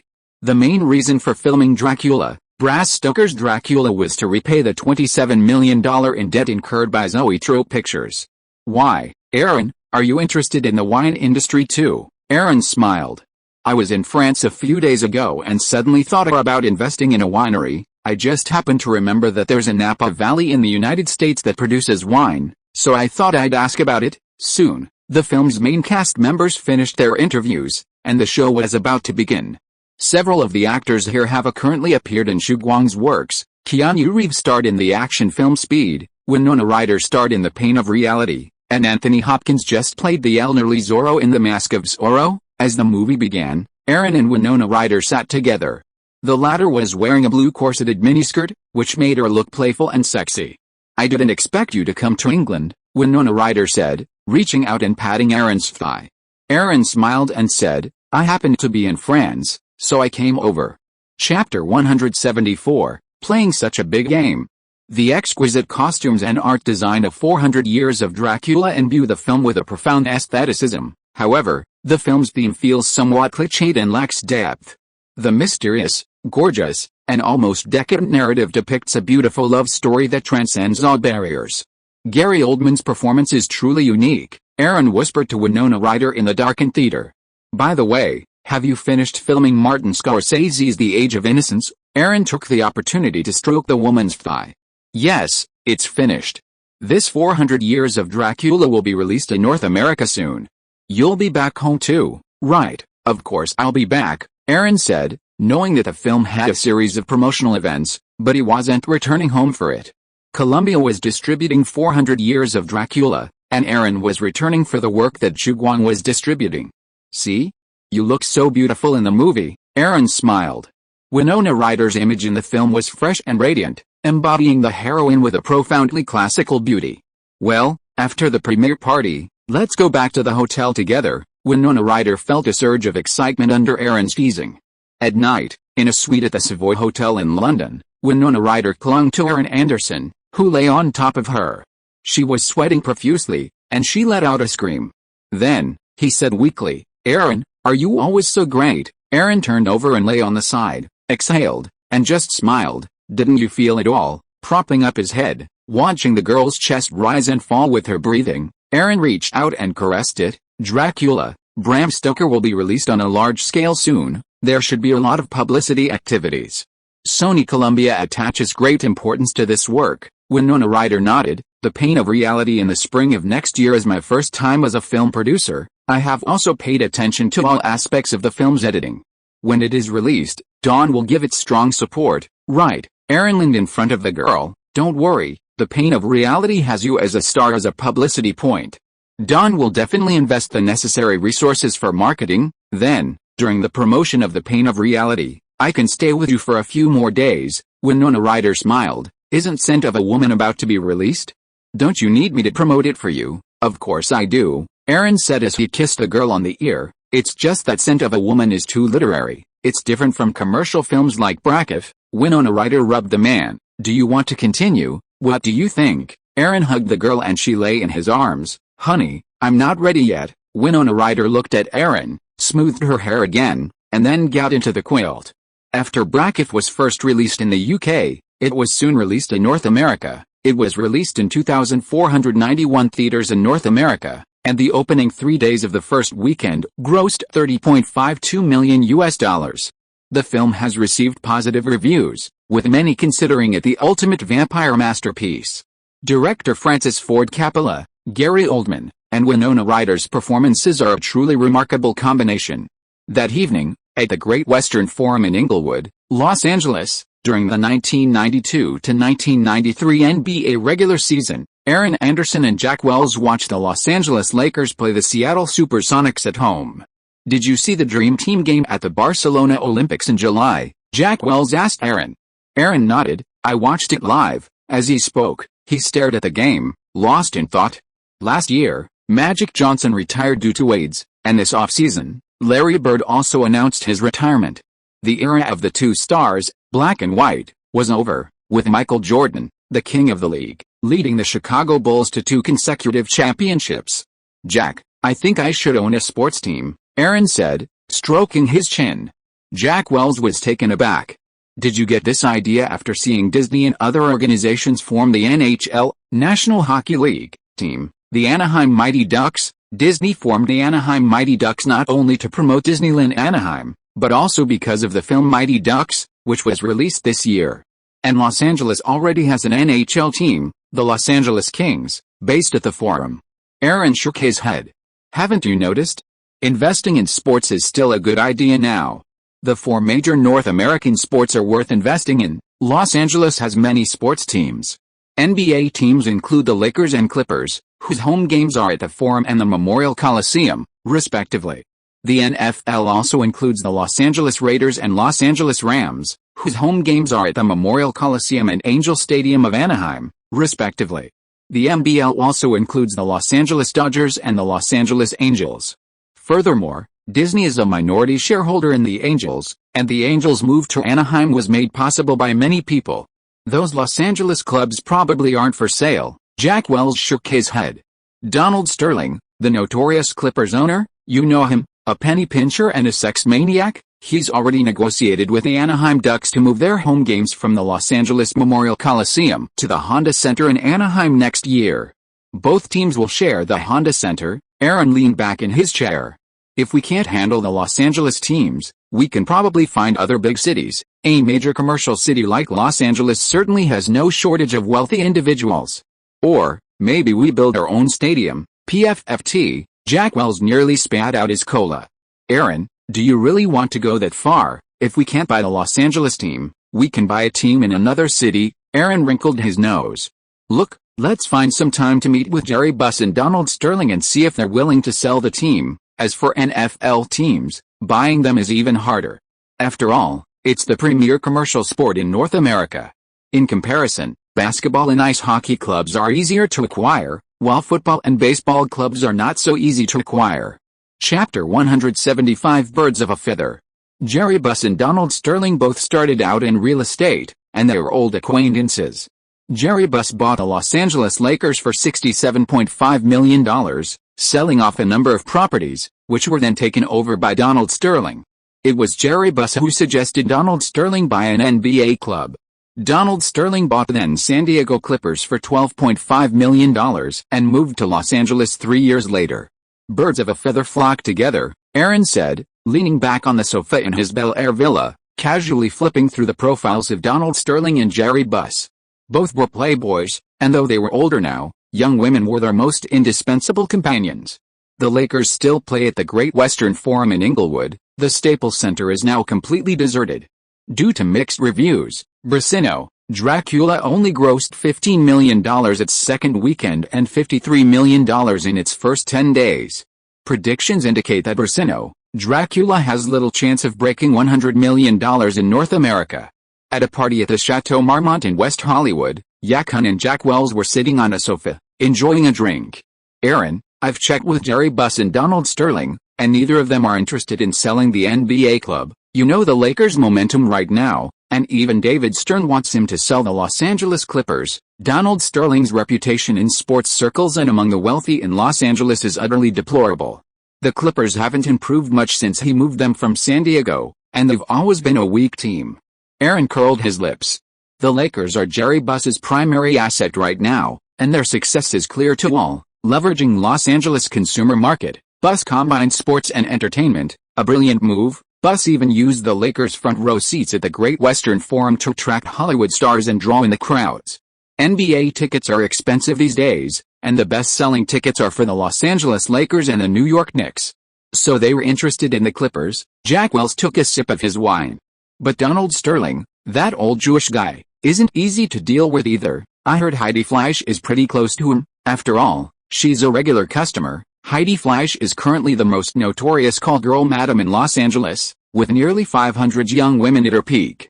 She's a deity in Hollywood's high-end call girl industry.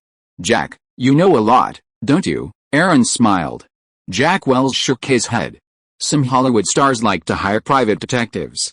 Heidi Fleisch has developed so rapidly in recent years that she has been targeted by the police. I guess it's just like her predecessor, Mrs. Alex. Mrs. Alex, Heidi Fleisch's mentor and boss, was the former king of Hollywood brothels. She was prosecuted for money laundering and illegal sex trafficking, and her apprentice Heidi Fleisch took over the clients and girls, making the business bigger and stronger. Aaron had no choice but to say, "Forget about these guys. Let's wait and see if there are any teams for sale in other major cities." Aaron didn't have to be in Los Angeles. After all, Dawn's headquarters was here. Aaron was confident that he could develop Dawn into a Hollywood overlord in the future. If the team was in other places, it could also increase its influence in another city. By the way, Aaron, if you only want a portion of the Lakers' shares, that's possible. With your influence in Hollywood and your current financial resources, Jerry Buss would definitely be willing to take you in as a minority shareholder. It would be very beneficial to the Lakers' development, Jack Wells reminded him. Minority shareholder, Aaron shook his head. Without the club's decision-making power, it's pointless. Acquiring an NBA team isn't just about investment. Jack Wells shrugged. Okay, I'll keep an eye on it for you, and, if there's an NFL club for sale, remember to let me know. Of the 4 major North American leagues, the NFL doesn't allow acquisitions in the name of a company, it can only be owned by an individual. As the premier sport in North America, NFL teams are rarely sold and are often passed down through family lines. Also, Aaron, Time Warner's chairman and CEO Steve Ross is critically ill. The news said that he seems to be on his deathbed. Jack Wells whispered to Aaron. Time Warner's president, Gerald Levine, recently convened a board meeting and replaced 9 directors. Aaron narrowed his eyes. Are they all Steve Ross's people? Yes, Gerald Levine has replaced Ross's confidants, and soon, he will be in charge of Time Warner Group. Aaron took a sip of wine and tapped his fingers on his knees. In the middle of the year, I heard that Seagram's Wines, led by Edgar Bronfman Jr., wanted to invest in Time Warner. CAA's Michael Ovitz even went to Long Island, New York, to visit Steve Ross, who is recuperating now.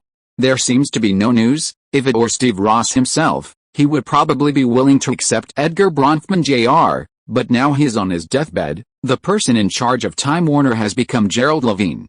Is he willing to give up power? With the arrival of Thanksgiving, the film Scent of a Woman began its limited release. As for The Mask of Zorro, filming was relocated from Spain to Mexico. Upon its release, Scent of a Woman garnered positive reviews. The Hollywood Reporter wrote, in Scent of a Woman, the 2 protagonists, Al Pacino and Matt Damon, form a successful team, helping each other escape adversity and pursue a better life. The Los Angeles Times commented, while Matt Damon's performance is adequate, Al Pacino's makes the film feel more like a one-man show. Pacino's performance alone captivates everyone, overshadowing any other performance. Because of Scent of a Woman's acclaim, Xu Guang also included the film as one of its Oscar-winning PR targets. Scent of a Woman's limited release was indeed intended to coincide with the Oscars ceremony. Similar to The Crying Game and Schindler's List, which will be released next month, both have limited releases at the end of the year, primarily to build buzz. End of this chapter. Thank you so much for reading until the end. Don't forget to give it a like. Looking for more exclusive content and immediate access? Subscribe to our Patreon. Remember, every like, subscription or donation encourages us to continue. Thank you all. See you in the next video.